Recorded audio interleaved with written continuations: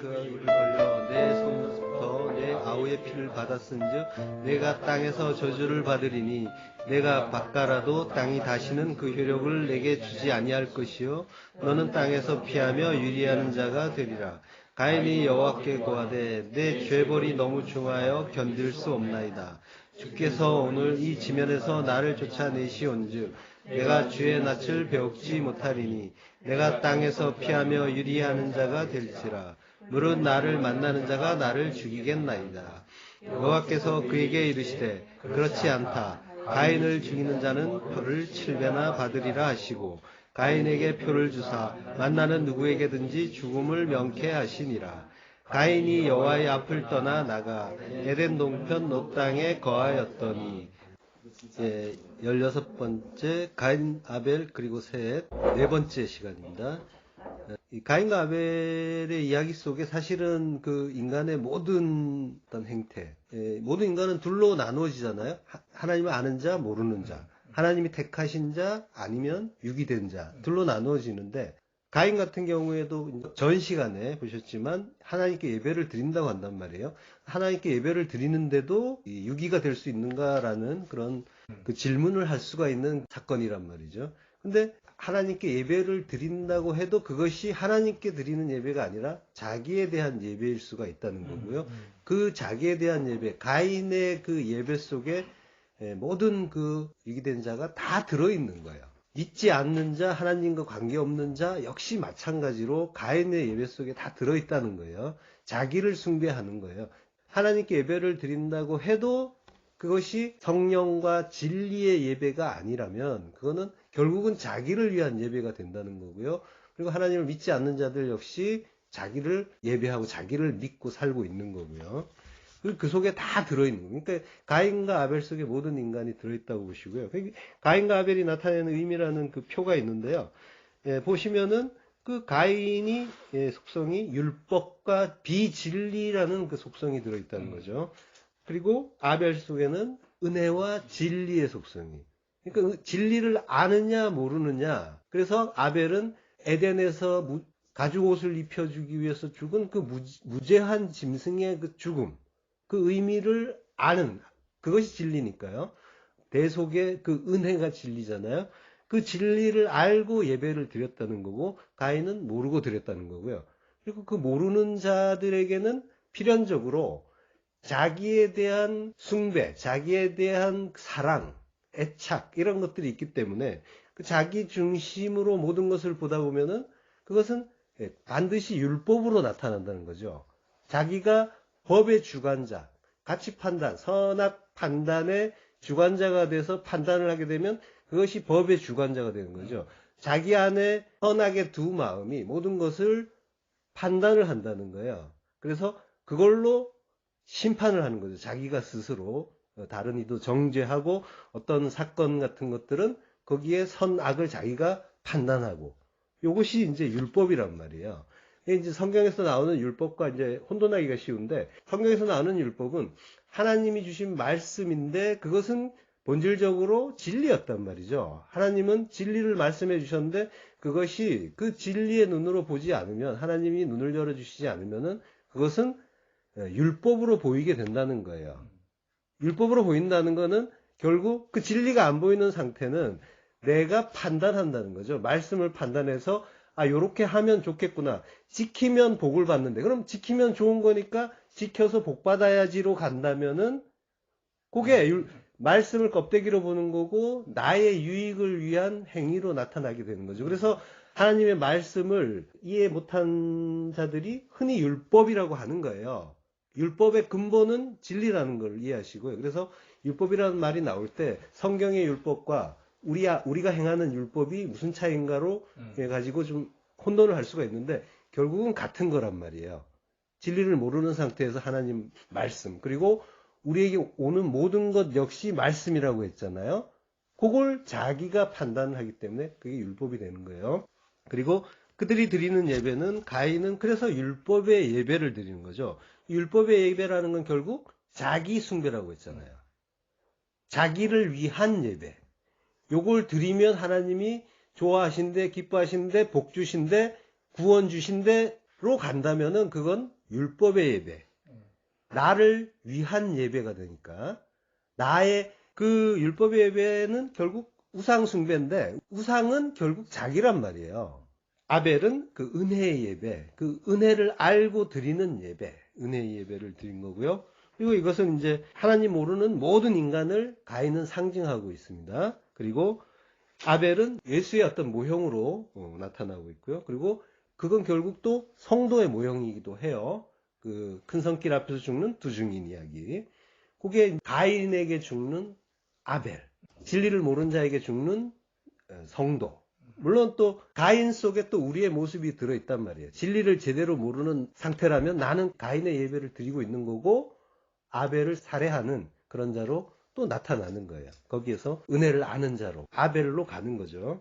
그리고 이제 진리, 그 복음, 진리는 복음입니다. 그 복음, 대속의 은혜, 그것을 이해하느냐 못하느냐, 이걸 표피적으로 이해하게 되면은 세상을 향하는 그런 상황으로 가는 거고요.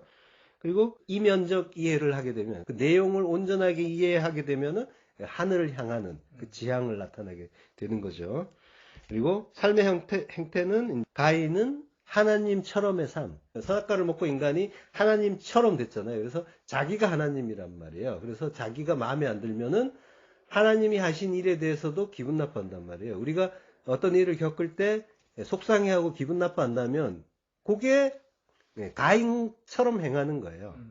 우연히 일어나는 일은 없단 말이죠.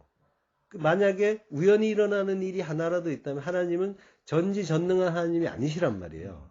그러니까 어떤 일이 일어나든 그거는 하나님의 뜻 가운데 일어나는 거고 하나님의 허락이 있으셨다는 거예요. 그러니까 그걸 마음에 드느냐 안 드느냐, 괴로워하고 슬퍼하고 막 이러고 있다면은 그거는 내가 하나님이라는 증거란 말이에요. 그걸 아는 자는 자기 부인의 죽음으로 가는 거죠. 아, 내가 그 은혜 아니면은 나는 아무것도 아니구나. 그 은혜 아는 자가 되면은 그 은혜에 순복하게 되고 기뻐하게 되고 감사하게 되어 있어요. 그리고 그 하나님 사랑, 이웃 사랑이 자연스럽게 나타나는 거죠. 그리고 성경에서 말하는 그 모든 일을 죽게 하듯 하라라고 하는 일들이 자연스럽게 되는 거고, 그리고 또 모든 사람을 나보다 낮게 여기라는 말이 또 자연스럽게 되는 거예요.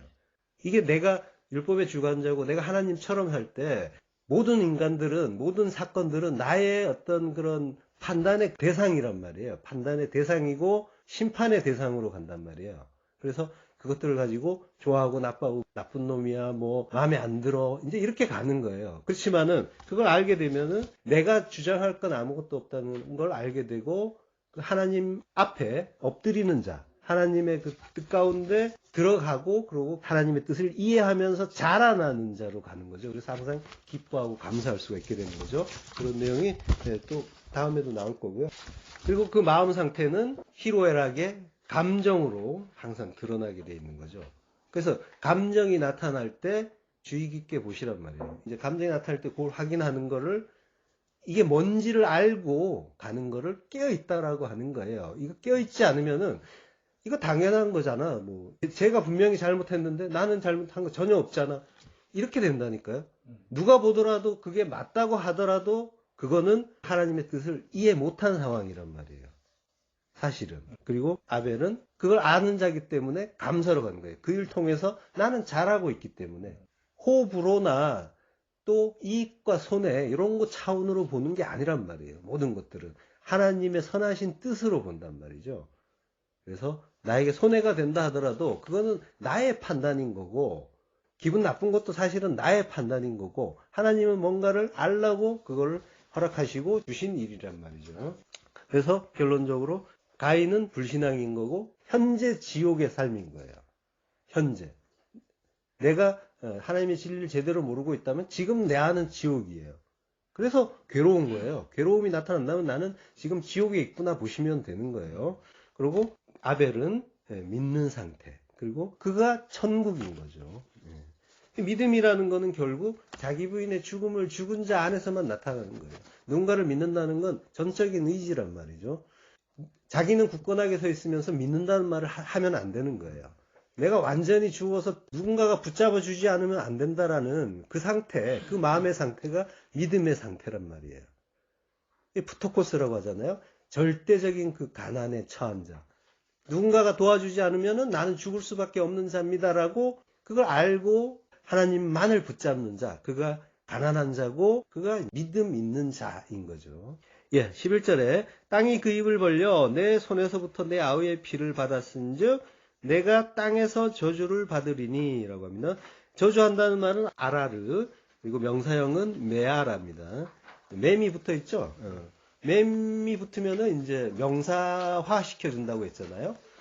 저주하는 것, 그죠? 저주하는 어떤 장소, 이렇게 될 때, 이제 지금 이거는 저주하는 것이니까 저주가 되는 거죠. 아라르 같은 경우에는, 아라르나 메라 같은 경우에는 이제 언약상의 그 제재로서 직접적으로 선언될 때 저주에 해당되는 단어인 거죠. 임하는 상태인 거예요. 저주가. 그 전에 켈랄라에 대해서 말씀드렸잖아요. 요거는 이제 가능성이 있는 상태, 임하지 않은 상태. 신명기 1장 같은 경우에 이제 켈랄라가 이제 쓰이는데요. 여기서는 이제 언약에 위반했을 때 결과가 어떠하다 이런 걸 이제 제시하는 그런 형태. 실제로 임한 건 아니고 하나님의 언약에서 계명에서 위배하면 이런 저주가 임한다라는 걸 이제 가르쳐 주는 그때 이제 켈랄라를 쓰고 있다는 거죠. 12절에 보면요. 내가 박가라도 땅이 다시는 그 효력을 내게 주지 아니할 것이요 너는 땅에서 피하며 위리하는 자가 되리라. 예. 가인은 그러니까 저주를 받은 거죠. 저주를 받아서 내가 박가라도 이제는 주지 않는데요. 여기에 이제 앞에 키라는 불변화사라고 하는데 키라는 단어가 하나가 이제 해석이 빠져 있어요. 키라는 거는 이제 뭐뭐 하기 때문에라는 because 그런 의미를 가진 단어가 하나 이제 해석이 안 들어있는 거예요. 그러니까 내가 박가라도 다시는 땅이 이제 그 효력을 내게 주지 아니할 것이기 때문에 너는 땅에서 피하며 유리한 자가 되리라라는 이게 이제 직역을 하면 그런 의미가 되는 거죠. 그 의미가 아마 이렇게 하면 좀 더 끝까지 나타냈으면 좀 더 이해하기가 쉬울 것 같고요. 밭을 간다고 하는데 가인이 농사하는 자다라고 했잖아요. 이 농사라는 말이 같은 말이에요. 아다마를 아바드한다. 아다마, 땅을 아바드, 섬긴다.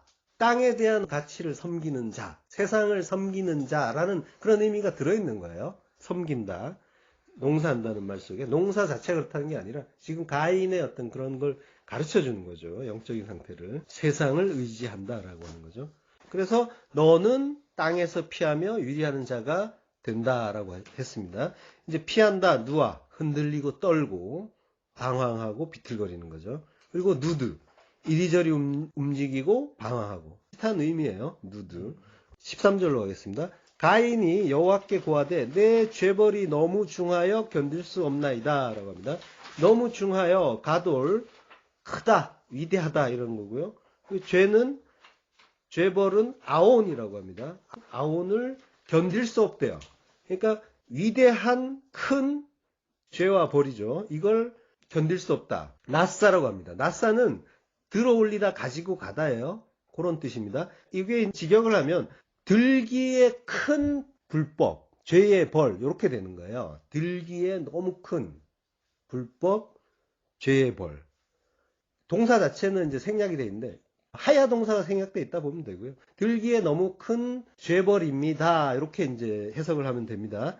근데 이제 이 나사라는 단어가 견딜 수 없다라는 말을 지금 라고 이제 해석을 해놨는데 이건 의역이에요. 지금 든다, 가지고 가다 이런 뜻의 단어인데 견딜 수 없다라고 했으니까 너무 크고 무거우니까 견딜 수 없다 이제 이렇게 의역을 해놓은 것 같은데 내가 들기에 너무 큰 죄입니다. 너무 감당하기에 너무 큰 죄 벌입니다라고 해석을 하면 될 것 같고요.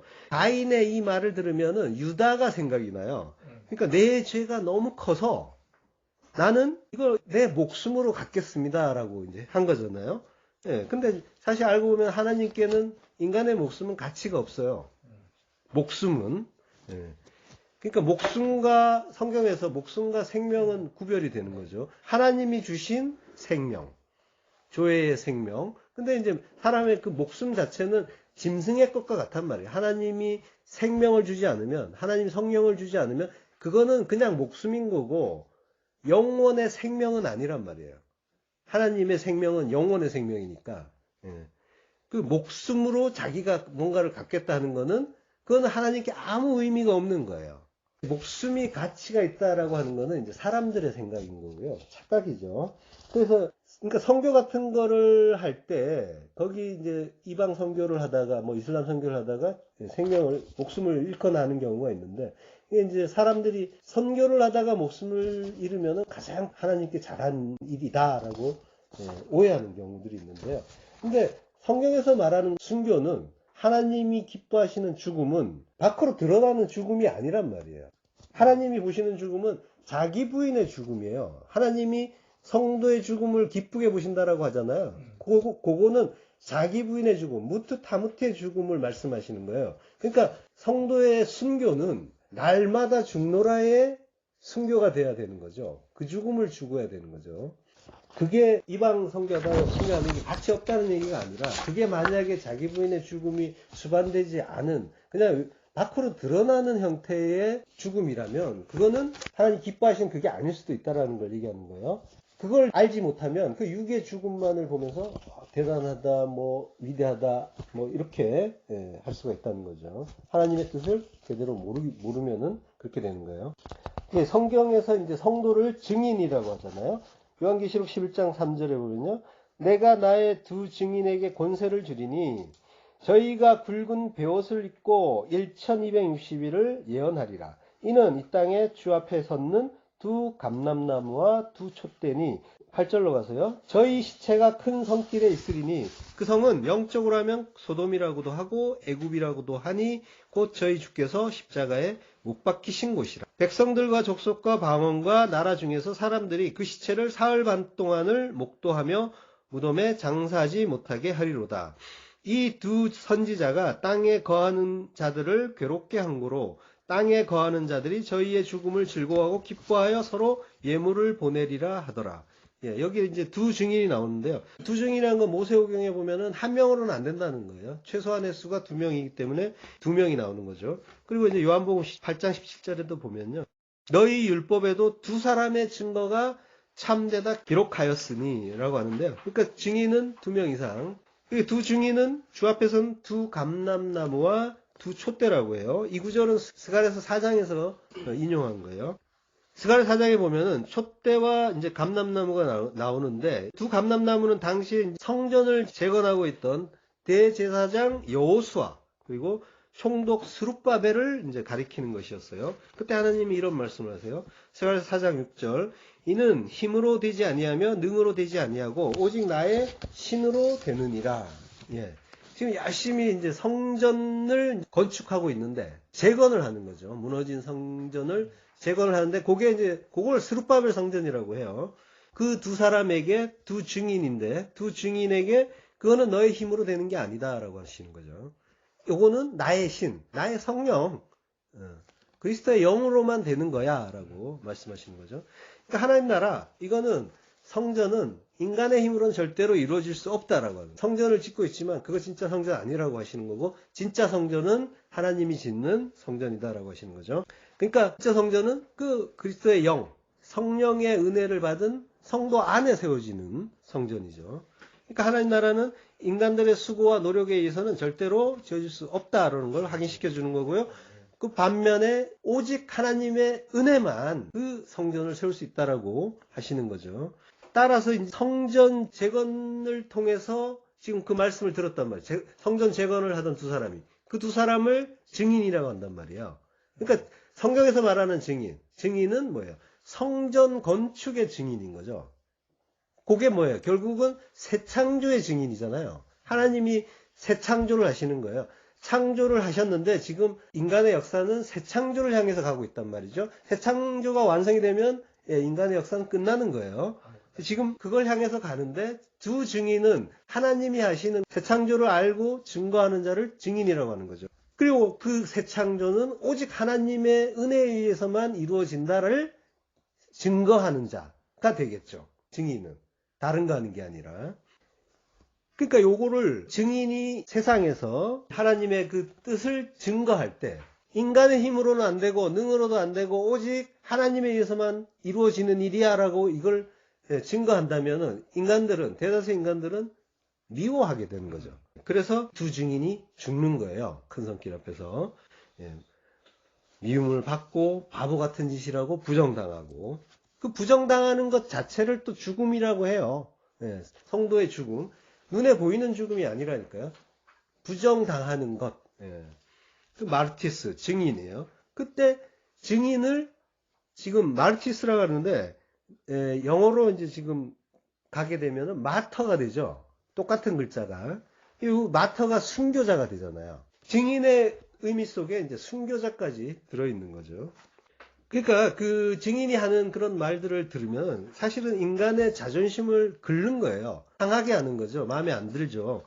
뭔가 나는 인생과 그 역사 속에서 뭔가 큰 일을 하고 그리고 하나님을 위해서도 뭔가 잘하고 있는 것 같은데 그것들이 전부 하나님이 깨닫게 하는 그 증인들에 의해서 부정이 되면 증인들은 당연히 미움을 받고 부정당하고 그들에게서 죽임을 당하는 그런 모습이 나타나는 거죠. 근데 성경은 전부 내 이야기라고 했잖아요. 그럼 이 증인이 하는 그 일이 사실은 내 안에서 일어나는 일이란 말이에요. 1차적으로는 바깥에서 나타나는 일이지만 그 양상이 그대로 내 안에서도 일어난단 말이에요. 증인이 내 안에서 하나님의 복음을 증거하는데 나의 옛사람은 이거 괴로워한단 말이에요. 마음에 안 든단 말이에요. 그래서 그것이 서로 다투고 그래서 무너졌다 큰 성 바벨론이요 하죠. 그리고 그 증인들이 바벨론 큰 성길 앞에서 죽는다고 하잖아요. 그 무너져야 될 성전은 나고 그죠? 옛 성전 요까지 같이 포함해서 보시란 말이죠. 그러니까 나를 부정하는 그 말씀은 나에게 괴로움이에요. 그래서 내 안에 복음이 사실 들어오게 되면은 육적 자아는 괴로워하는 거예요. 괴로워하고 부정해요. 왜냐하면 그동안 내가 알아오던 것이 워낙 굳건하게 있기 때문에 그게 마음에 안 든단 말이에요. 그리고 나는 그것으로 충분히 행복했단 말이에요. 칭찬도 받고 복도 받고 막 그런 것 같으니까. 그래서 그걸로 만족하고 있었는데 그것들이 들어올 때 진짜 복음을 전했을 때 사람들의 반응을 이제 이렇게 경험을 하셨잖아요. 절대로 받아들일 수 없다라고 하는 그게 나의 또 옛 모습이기도 하고 죽은 흙이다 마른 뼈다라고 이제 하잖아요. 죄인 중에 괴수다. 이걸 기쁘게 받는 사람이 사실은 오히려 이상한 거죠. 하나님의 그 뜻이 제대로 깨달아지지 않는 상태에서 너는 마른 뼈고 죽은 흙이고 그리고 죄인 중에 괴수야 이런 성경은 말씀은 그렇게 지금 우리에게 말씀하신단 말이에요. 이것이 나에게 수용이 된다는 것은 굉장히 어려운 일이죠. 하나님의 은혜 아니면 절대로 안 되고 그러니까 하나님의 영, 하나님의 신으로만 내 안에서 그것이 이루어지는 거예요. 그것이 내 안에서 나의 옛사람이 부정돼서 죽고 그리고 새로운 성전으로 서야 되는데 그 과정에서 이런 일들이 일어난단 말이죠. 그래서 그 다나토스의 죽음, 무트타무트의 죽음을 그 말씀에 의해서 죽게 되는 거죠. 그래서 성도는 알고 보면 자기의 죽음을 바라보고 증거하는 증인이기도 하단 말이에요. 그리고 자기에 의한 또 말씀에 의한 순교자. 그러니까 성도는 다 순교자여야 되는 거예요. 증인이면서 순교자. 그러니까 죽어야 되는 자. 그리고 그 죽음을 죽어서 하나님이 기쁘게 보는 자. 그 순교를 해야 된다는 거죠. 진짜 순교는 이거예요. 이게 더 어려워요, 사실은. 목 한번 내밀고 짧게 끝나는 건 쉬워요. 그거는 오히려 쉬운 거예요. 자기 부인의 죽음을 정말로 우리가 진리를 알게 되고 그래서 그게 무슨 뜻인지를 알고 내 안에서 이제 경험되는데 그것들이 수시로 불뚝불뚝 일어나는 나의 옛사람에 의해서 사망의 몸이라고 하는 그 옛사람에 의해서 얼마나 절망을 느끼고 괴로워하냔 말이죠. 그게 오히려 훨씬 더 어려운 일이고요. 그래서 성을 무너뜨리는 그 용사는 자기 마음을 지키는 자가 더 큰 용사라고 하는 거예요. 그렇지만 그 하나님의 말씀, 그 복음, 하나님의 그 신이 그 일을 끝내 이루어 주신다는 거죠. 그래서 은혜인 거죠. 요한계시록 18장 2절 힘센 음성으로 외쳐 가로되 무너졌도다 무너졌도다 큰 성 바벨론이여 귀신의 처소와 각종 더러운 영에 모이는 곳과 각종 더럽고 가증한 새에 모이는 곳이 되었도다. 끝내 무너지는 그 큰 성 바벨론. 이게 세상이면서 나 역시 세상이란 말이에요. 성경에서 말씀하시는 그 의미를 잘 이해하시길 바라요. 그래서 출애굽은 애굽에서 나오는 거. 애굽은 세상의 모형이라고 했잖아요. 애굽에서 나오는 거면서 나에게서 나오는 일이란 말이에요. 예.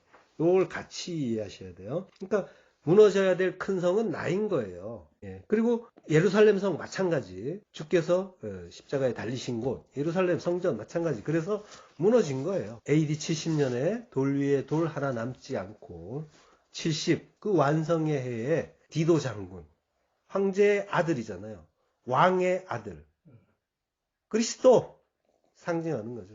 그리스도에서 완전히 박살나는 나의 옛사람, 나의 그 율법의 성인 거죠. 죄인 중에 괴수도 나고, 이제 계시록 같은 거를 보면은 이제 보통 종말론으로 보고 미래에 막 일어날 어떤 큰 사건들 아닌가 막 이제 이렇게 보시면은, 그거는 사실은 종말을 맞아야 될 거는 나라는 말이죠.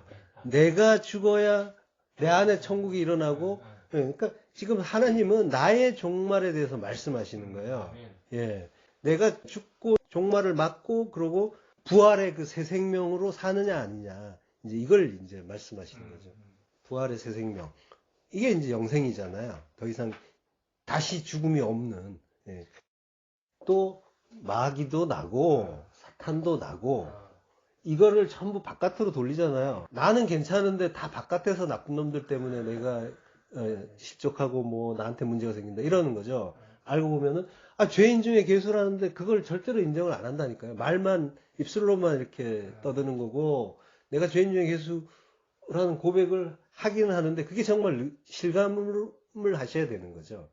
예. 그래야만 복음이 이제 제대로 이해되는 거고, 그걸 알아야 이 말씀의 검에서 내가 죽을 수가 있게 되는 거죠. 이걸 모르면은 내가 죽을 이유가 없는 거죠. 나는 의로우니까. 예.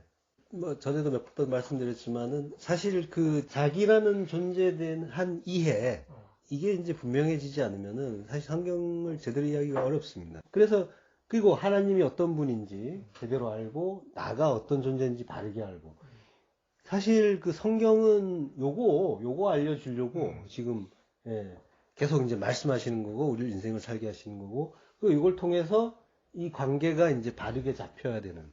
요게 제대로 안 되고 있기 때문에 하나님에 대한 이해, 나에 대한 이해. 그래서 이 관계가 정립이 안 되는 거예요.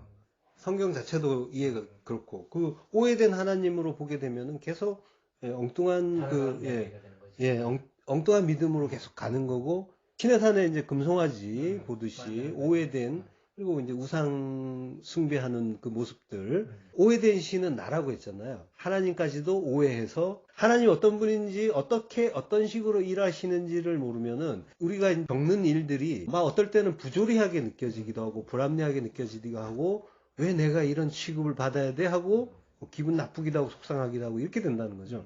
하지만 하나님이 어떻게 일하시는지를 우리는 이제 이해했잖아요. 어떤 일이 오더라도 그것은 하나님의 좋으신 선물이랑까지 이해를 했잖아요. 이건 엄청난 진보예요. 완전히 지금 이전에 어떤 그런 것과 뒤집히신 거예요. 그게 바로 잡히신 거죠. 그래서 어떤 상황에서도 평강을 가질 수가 있는 거고, 감사하고 기뻐할 수가 있는 거고, 이거는 거의 이제 천지개벽인 거죠.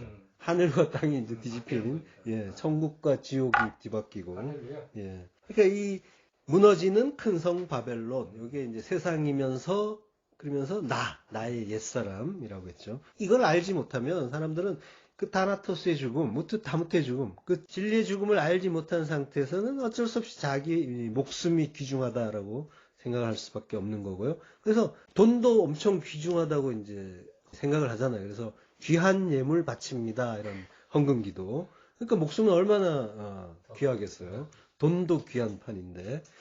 그러니까 이게 하나님에 대한 이해와 그 세상에 대한 이해가 부족하면은 이제 이런 엉뚱한 이제 기도를 하게 되는 거죠. 아까도 말씀드렸지만 하나님께 귀한 것은 성도의 죽음, 자기 부인의 죽음, 그 안에 있는 당신이 나누어 주신 생명이라는 거죠. 시편 116편 15절. 성도의 죽는 것을 여호와께서 귀중히 보시는도다. 그 죽음, 마에트가 이제 무트의 명사형이에요. 그 죽음, 그 진리의 죽음, 진리의 완성으로서의 죽음, 더 이상 나를 주장하지 않고 자기 부인의 죽는 그 죽음을 하나님이 귀하게 보신다. 성도는 이제 하시드라고 해요. 경건한 자. 근데 이제 하시드라는 말이 그 헤세드라는 말이 있는데 지금 글자가 똑같아요. 헤세드가 사랑입니다. 헤세드와 하시드를 보시면 글자가 자음이 똑같죠.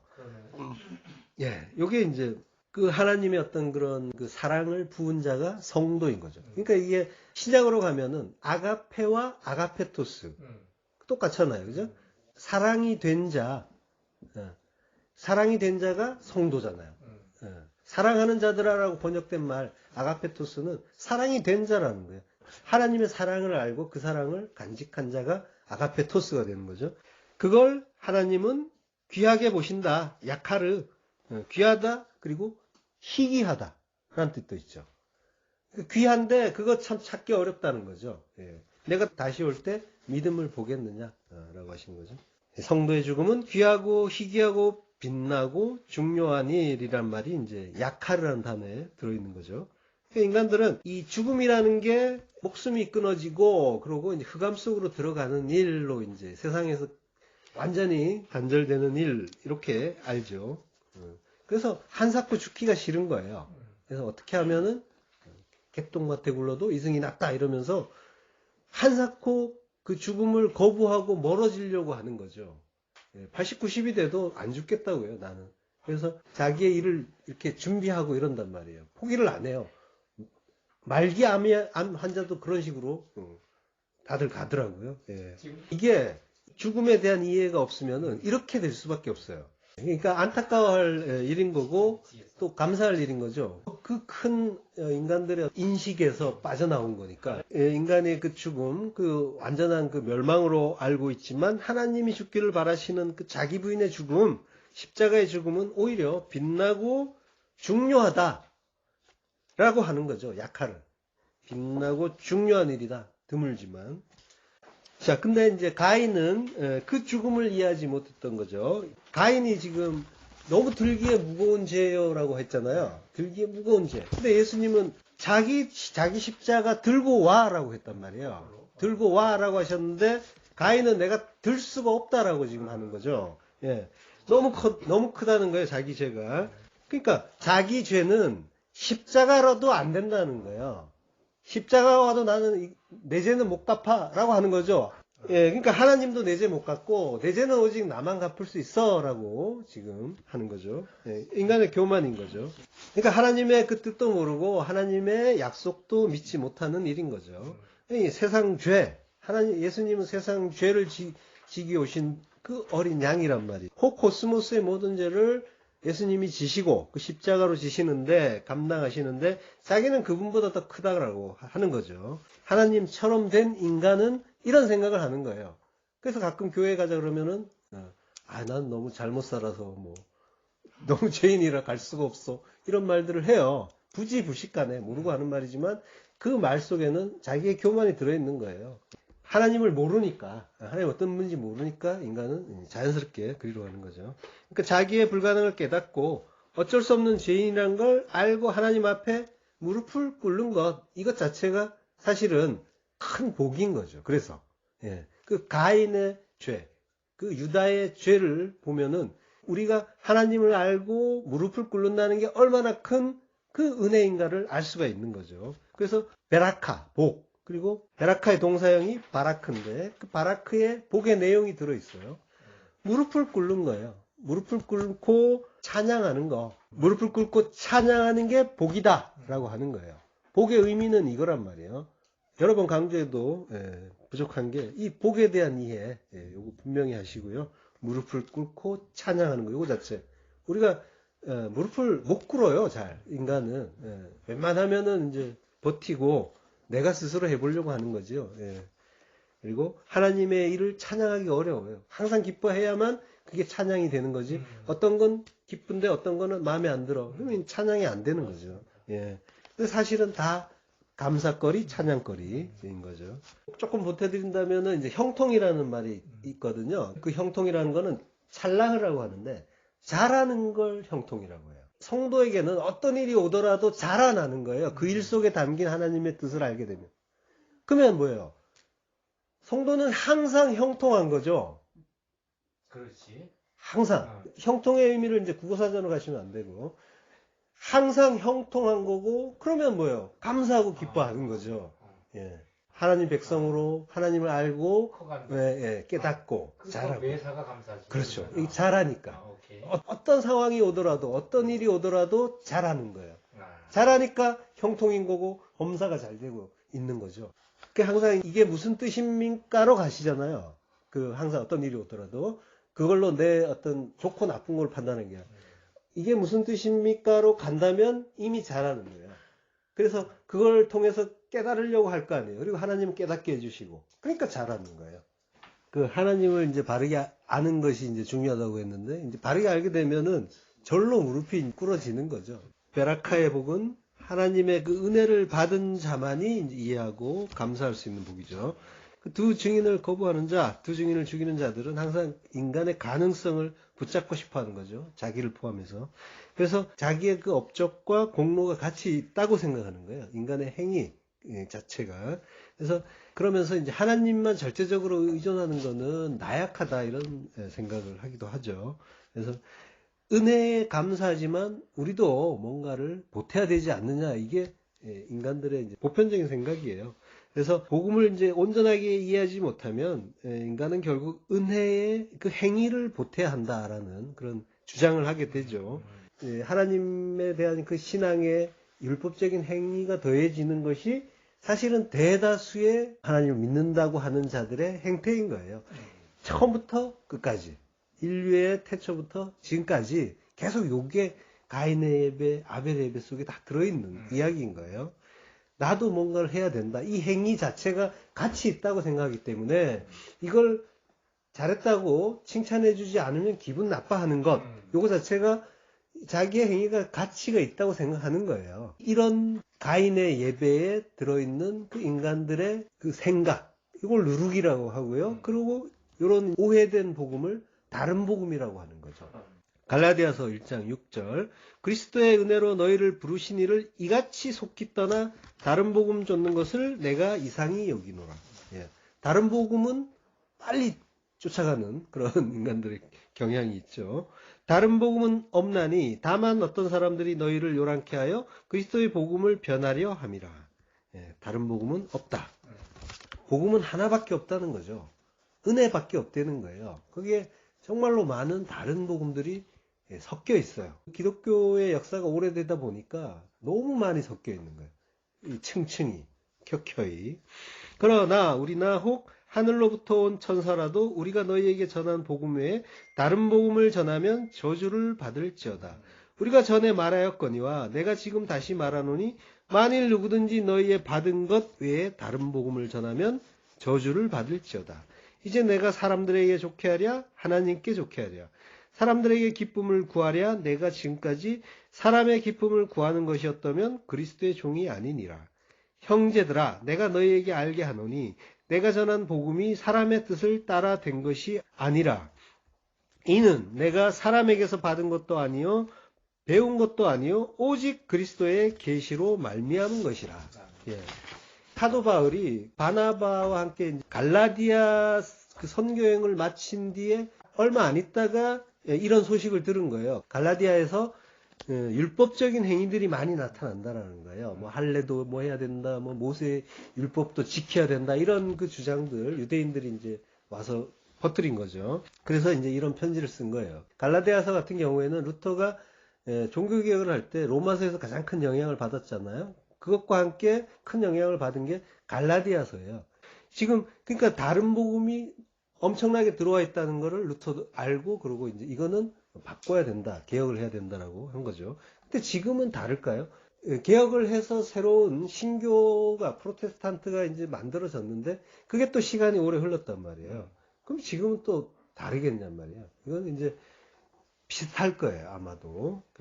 중세 가톨릭이 했던 거를 이제 기독교가 지금 또 많이 이제 만들어 놓은 거죠. 인간들은 그렇게 되게 돼 있는 거예요. 그런 거를 이해하시고 이제 바라보시고요. 자, 다른 복음이라고 합니다. 헤테로스, 다른, 그리고 유앙겔리온, 복음.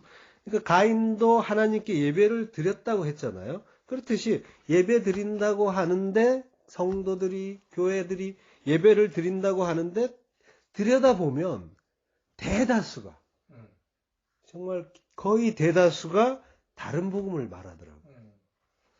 예, 다른 복음은 없다. 다만 어떤 사람들이 너희를 요란케 하여 그리스도의 복음을 변하려 함이라 라고 하는데, 이 사도가 이제 우쿠라는 말을 써요. 굉장히 강한 부정어예요. 없다, 아니다, 그건 안 된다, 다른 복음은 안 된다 라고 하는 거죠. 다만 어떤 사람들이 너희를 요란케 하여, 타라소라고 합니다. 선동하다, 어지럽히다, 불안하게 하다. 예, 지금 그 선동을 하는데 그 선동의 그 내용은 불안하게 하는 거예요. 지금 다른 복음이 섞인 곳을 가보면은 사람들을 불안하게 만들어요. 그래서 요것도 해야 되지 않겠냐, 이거 안 하면은 하나님이 어떻게 하면서 자꾸 뭔가를 사람들을 불안하게 만드는 것. 인간은 근본이 불안이라 그랬잖아요.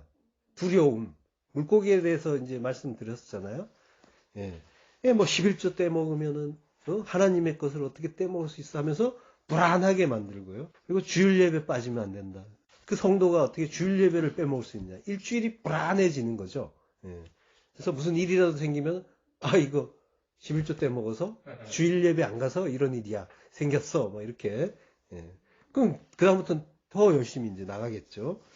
예. 뭐 시무장로가 새벽 예배 빠지면 되겠냐, 이런 말들. 바쁘고 피곤해도 어쩔 수 없이 나가야 되고, 또 뭐 목사 말 안 들으면 저주받는다, 이런 해법받는 분들이 많이 있더라고요. 맞아요. 의외로. 교회 나간다고 하면 그 다니던 교회 나가서 잘 되는 사람 못 봤다, 이런 또 악담도 실제로 담임 목사한테 듣고 또 겁주고, 이게 다 지금 제가 얘기한 게 실화예요. 제가 다 직접 들은 일들입니다. 이렇게, 그러니까 오죽하겠어요. 예, 제가 모르는 곳들도 많으니까. 그러니까 이 불안이 인간들을 열심을 낳는 거예요. 불안하니까 이렇게 열심히 하면 하나님이 알아봐 주시지 않을까?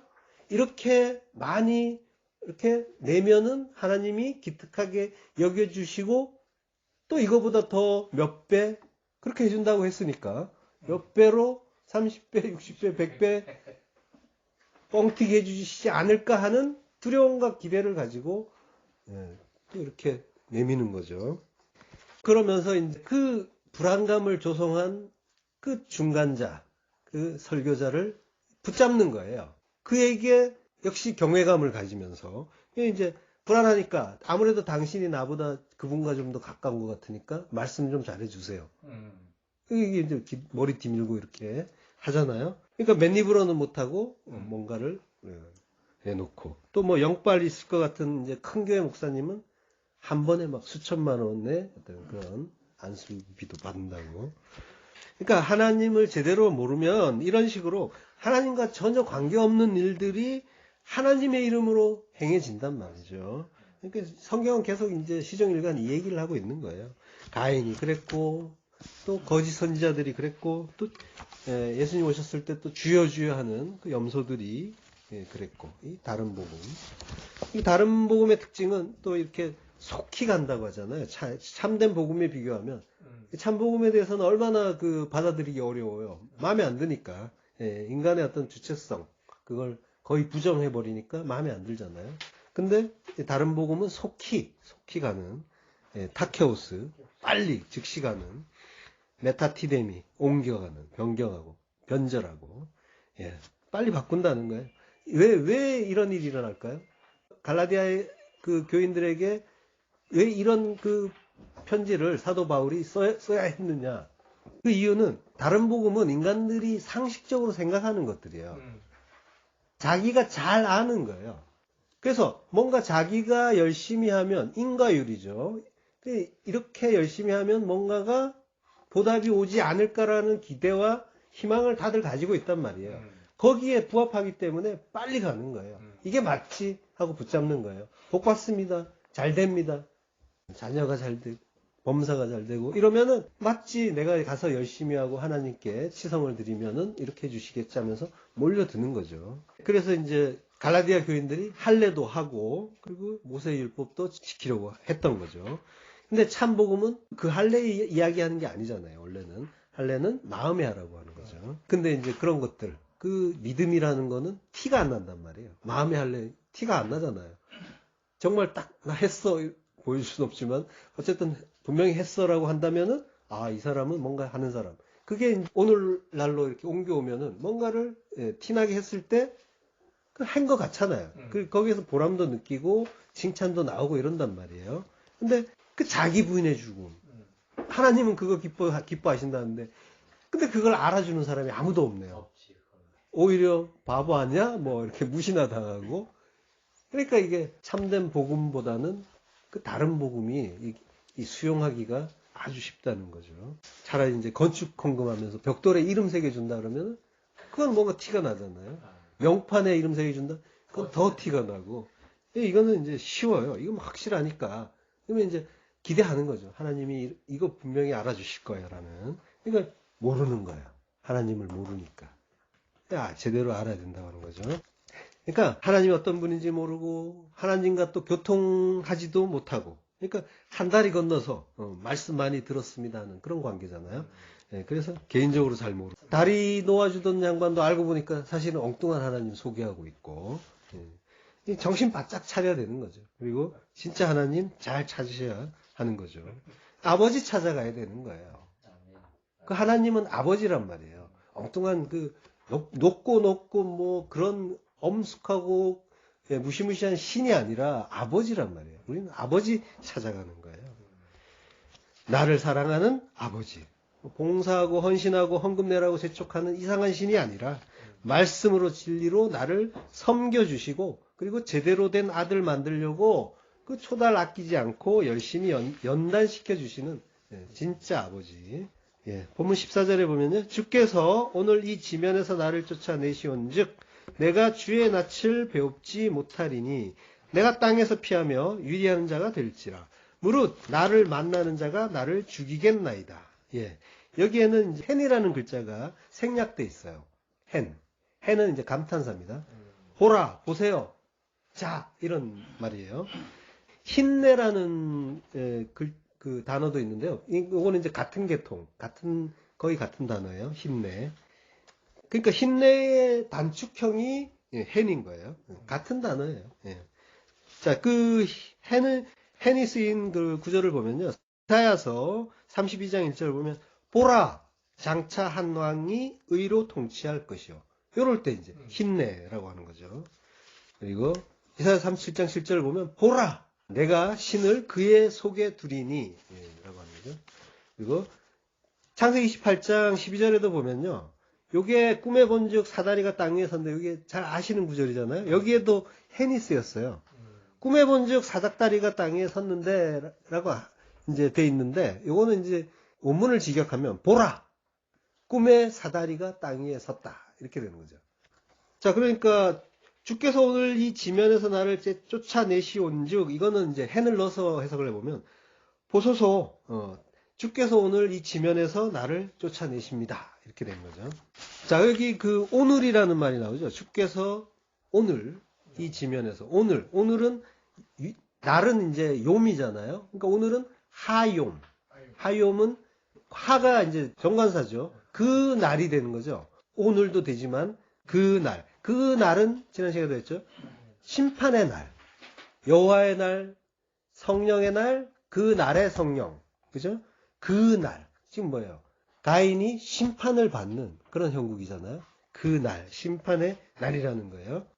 이 지면에서 그 아다마, 땅의 그 파님에서 나를 가라시 쫓아내신다라고 하는 거죠.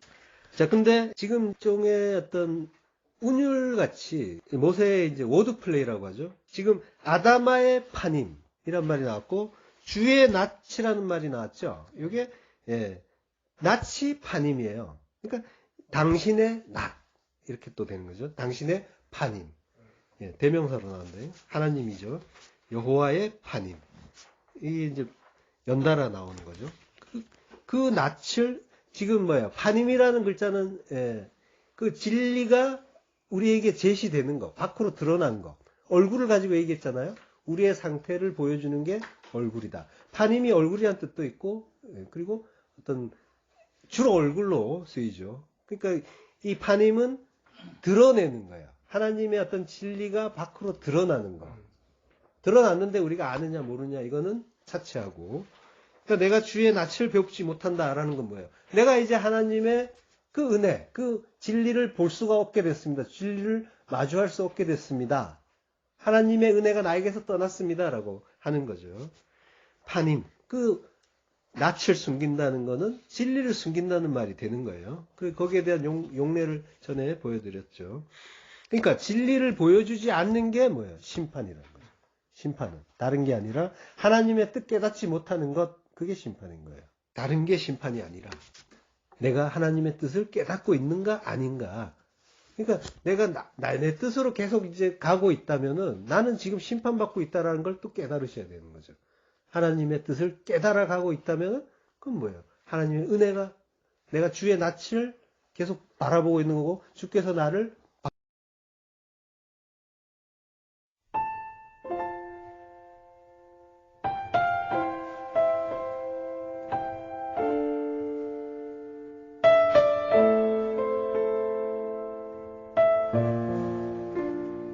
내가 주의 낯을 배우지 못한다라고 하죠. 그 파님, 하나님의 그 파님, 낯을 숨기고 감추면은, 그리고 진리를 보여주지 않으면은 그게 이제 심판이라고 했습니다. 그러니까 창조주의 진리를 발견하지 못하는 것이 피조물의 심판이고 멸망인 거죠. 눈에 보이는 이 세상에 잘 되고 못 되는 거, 흥망성쇠 이런 것들은 중요한 게 아니라고 했습니다. 그것이 정말로 나에게 중요하고 그거 없으면 안 된다라고 거기에 매몰이 돼버리면 그거는 멸망인 거예요. 그 일들을 통해서 하나님이 어떻게 일을 하시고, 그리고 나를 어떻게 하나님 나라로 지어가는가, 이걸 이제 발견하셔야 되는 거죠.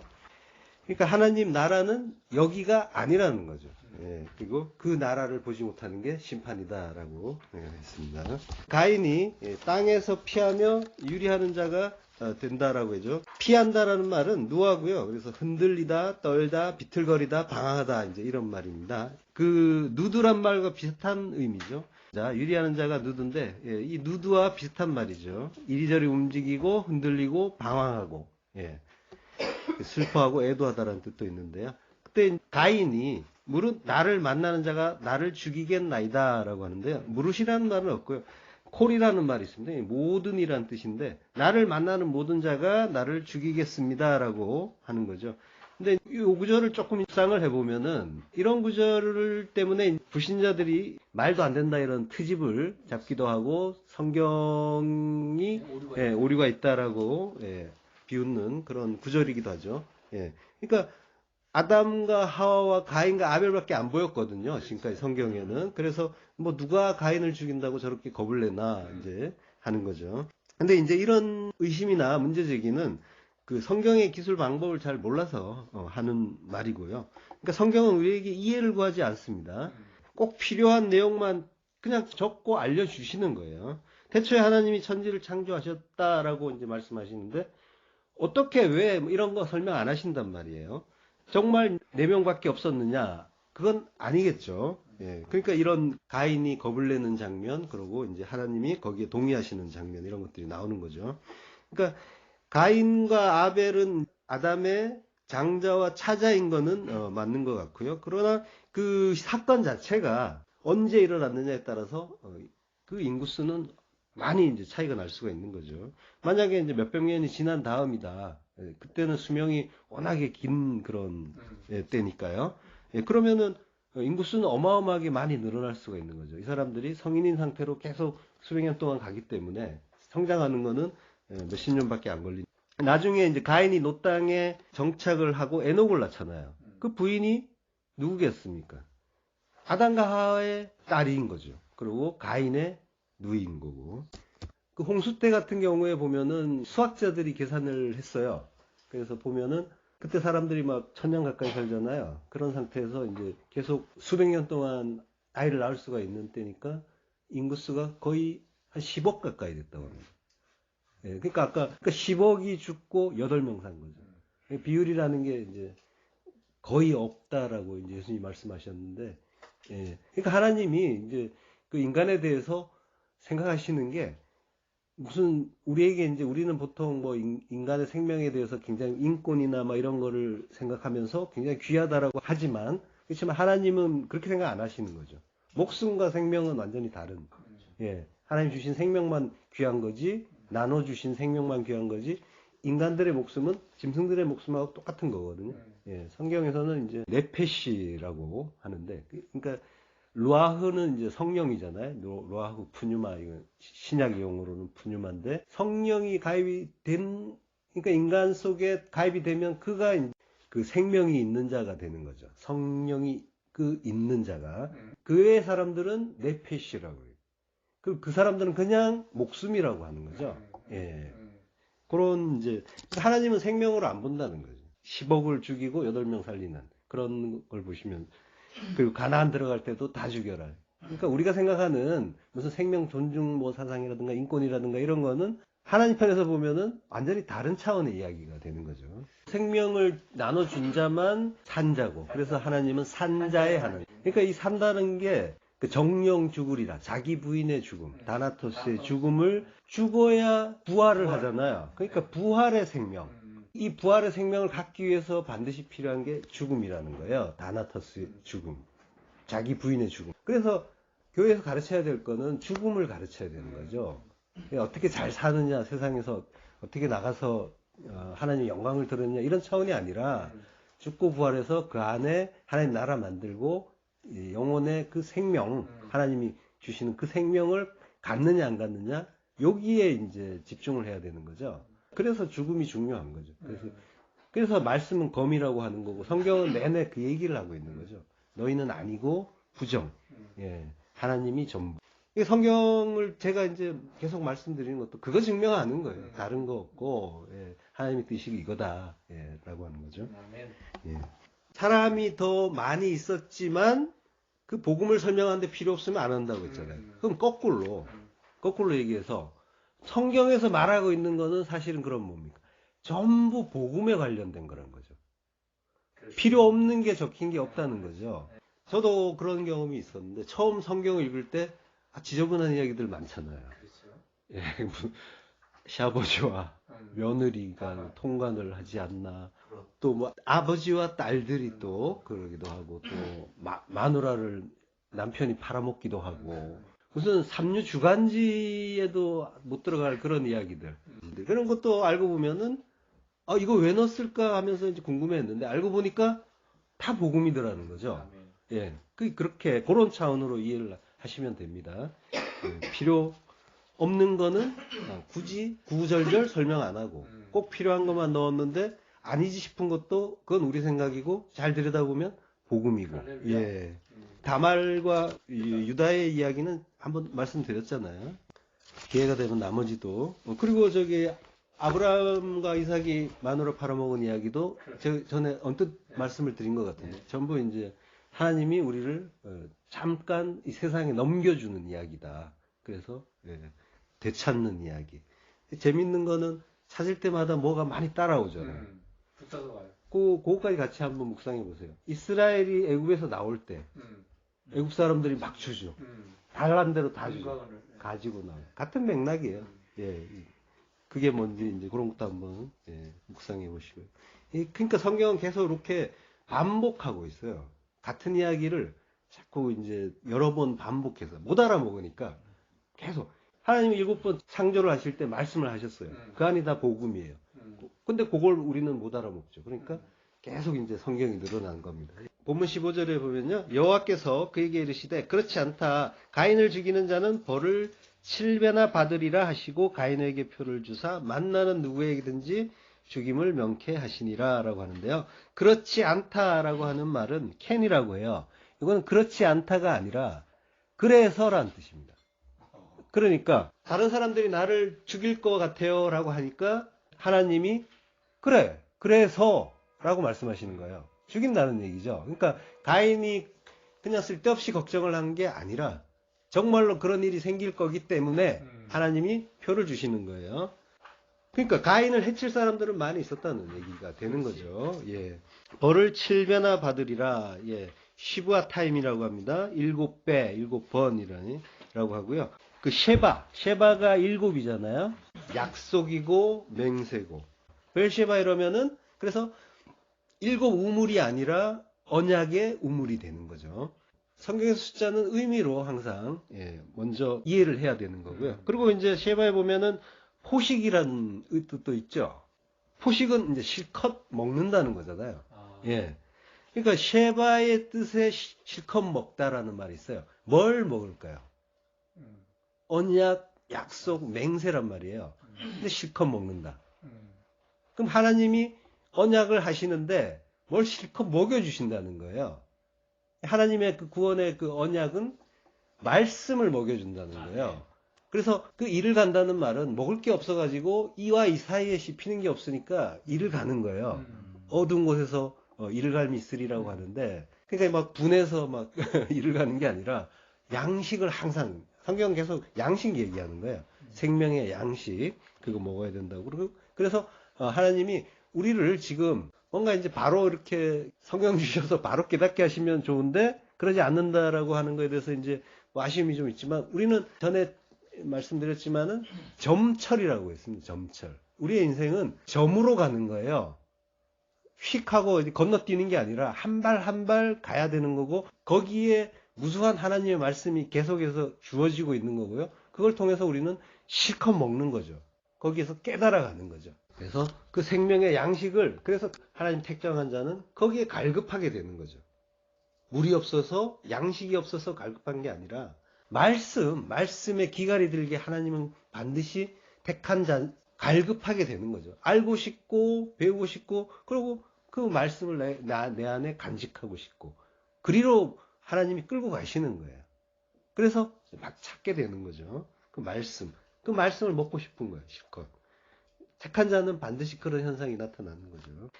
예, 시브아 타임. 시브아 타임은 시편 12편 6절에 보면요.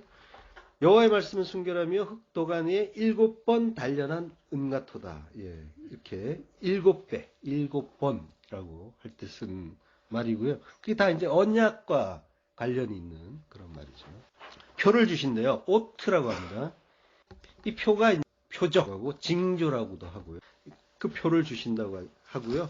창세기 9장 17절에 보면요. 그 무지개를 보여주시면서 언약의 증거가 이거다라고 하시잖아요. 그 증거가 오트고요.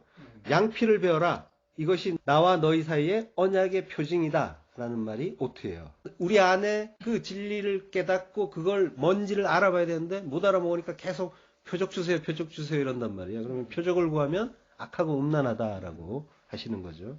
가인의 표에 대해서는 굉장히 이제 난해한 부분이다라고 신학교에서는 말해요. 그러니까 왜 가인에게 표를 주셨고 이거는 어떤 표인가라고 이제 의문을 갖는 거죠. 그러니까 이거 가인이 하나님께 표적을 받았으면 뭔가 구원의 표적인가 아닌가 이제 이런 의문까지 같이 들어있는 거죠. 근데 이거는 이제 용서의 표라기보다는 그 죄인들을 회개로 이끄는 표 정도로 알고 계시면 되고요. 가인의 후손들의 모습을 보면은 그 가인이 택한 자인가 아닌가라는 걸 이제 알 수가 있죠. 후손들의 모습을 보면 그 택하신 자로서의 인침은 아니다라는 걸 알 수가 있죠. 미루어서. 창세기 4장 20절에 보면요. 아단은 야발을 낳았으니 그는 장막에 거하여 육축치는 자의 조상이 되었고, 그리고 그 아우의 이름은 유발이니 그는 수금과 퉁소를 잡는 모든 자의 조상이 되었으며, 실라는 두발가인을 낳았으니 그는 동철로 각양 날카로운 기계를 만드는 자요 두발가인의 누이는 나아마이었더라 라고 하죠. 예, 가인들의 그 후손들이 문화와 문명의 이제 주인공이 되는 거죠. 근데 요한계시록을 보면요, 이들이 이제 멸망하는 모습이 나타납니다. 요한계시록 18장 21절. 이에 한 힘센 천사가 큰 맷돌 같은 돌을 들어 바다에 던져 가로되 큰 성 바벨론이 이같이 몹시 떨어져 결코 다시 보이지 아니하리로다. 또 검은 곳 타는 자와 풍류하는 자와 퉁소 부는 자와 나팔 부는 자들의 소리가 결코 다시 내 가운데서 들리지 아니하고, 그리고 물론 어떠한 세공업자든지 결코 다시 내 가운데서 보이지 아니하고, 또 맷돌 소리가 결코 다시 내 가운데서 들리지 아니하고 라고 하죠. 그 가인의 후손의 멸망인 거죠. 하나님이 가인을 그럼 보호하신 이유가 있겠죠. 출애굽 때 보면 에돔과 암몬을 보호하시잖아요. 그리고 나중에 이스라엘을 깨우치는 그런 채찍으로 쓰시죠. 희초리로. 대적을 기르시고 보호하는 이유라고 했잖아요. 성도의 회초리로 쓰기 위해서. 그래서 이들이 있어야 되는 거죠. 반드시. 예. 그리고 보암직하고 먹음직하고 지혜롭게 할 만한 것들을 많이 만드는 거죠. 역사 속에서. 이것만 있으면 우리는 잘 살 수 있어, 지혜로울 수 있어. 컴퓨터도 막 나오고, 뭐 인공지능도 나오고, 양자 컴퓨터 나오고, 그리고 막 우주도 막 이렇게 나가고 이러는 그런 모습들을 보여주시는 거예요. 그것들을 통해서 이 보이는 것들을 통해서 깨달아야 될 것들이 있는데 하나님이 그 영을 주지 않으시면 그것들에 스스로 이제 매몰되는 거죠. 아, 우리는 잘할 수 있어, 잘 살 수 있어. 예, 그리로 가는 거죠. 예, 창세기 4장 16절 예, 본문 가인이 여호와의 앞을 떠나 나가 에덴 동편 놋 땅에 거하였더니 아내와 동침하니 그가 잉태하여 에녹을 낳은지라 가인이 성을 쌓고 그 아들의 이름으로 성을 이름하여 에녹이라 하였더라. 예, 가인이 그 여호와의 파님 하나님이 보여주시는 그 진리의 말씀을 떠났는데 그 진리의 말씀 파님을 떠났어요. 나타난 말씀 그러나 감추어진 진리 그러나 그것을 하나님의 자녀들은 반드시 그걸 구한다고 했잖아요.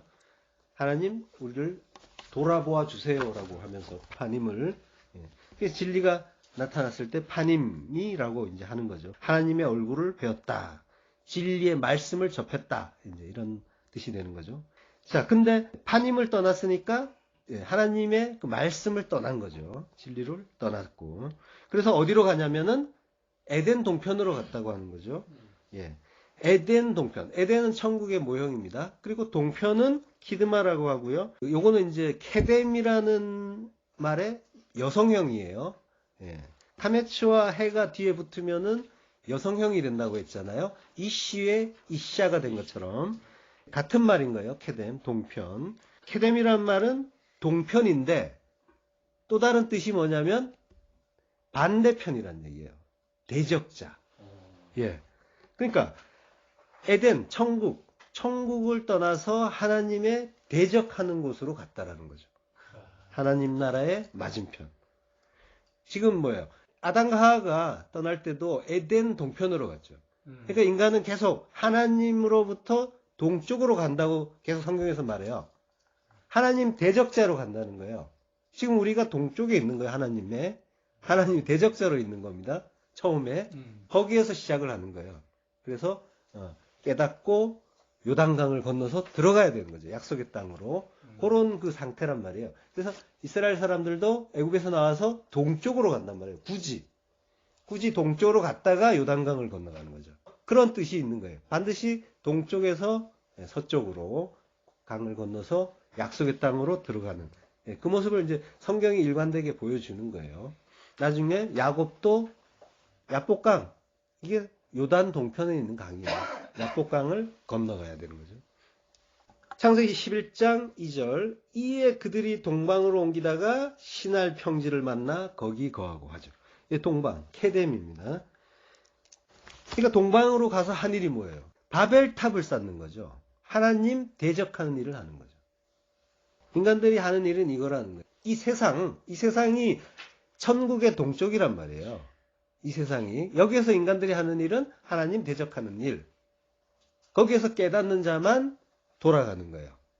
여기에서 떠나서 애굽에서 그래서 출애굽을 하는 거라니까요. 나에게서 빠져나오는 것, 세상에서 빠져나오는 것 이게 출애굽이고요. 성도는 요걸 하는 자죠. 그리고 약속의 땅, 내가 약속의 땅이란 말이에요.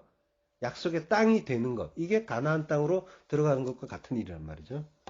동서남북이라는 말을 한번 히브리어로 살펴보면요. 동쪽은 케뎀이라고 했습니다. 반대쪽.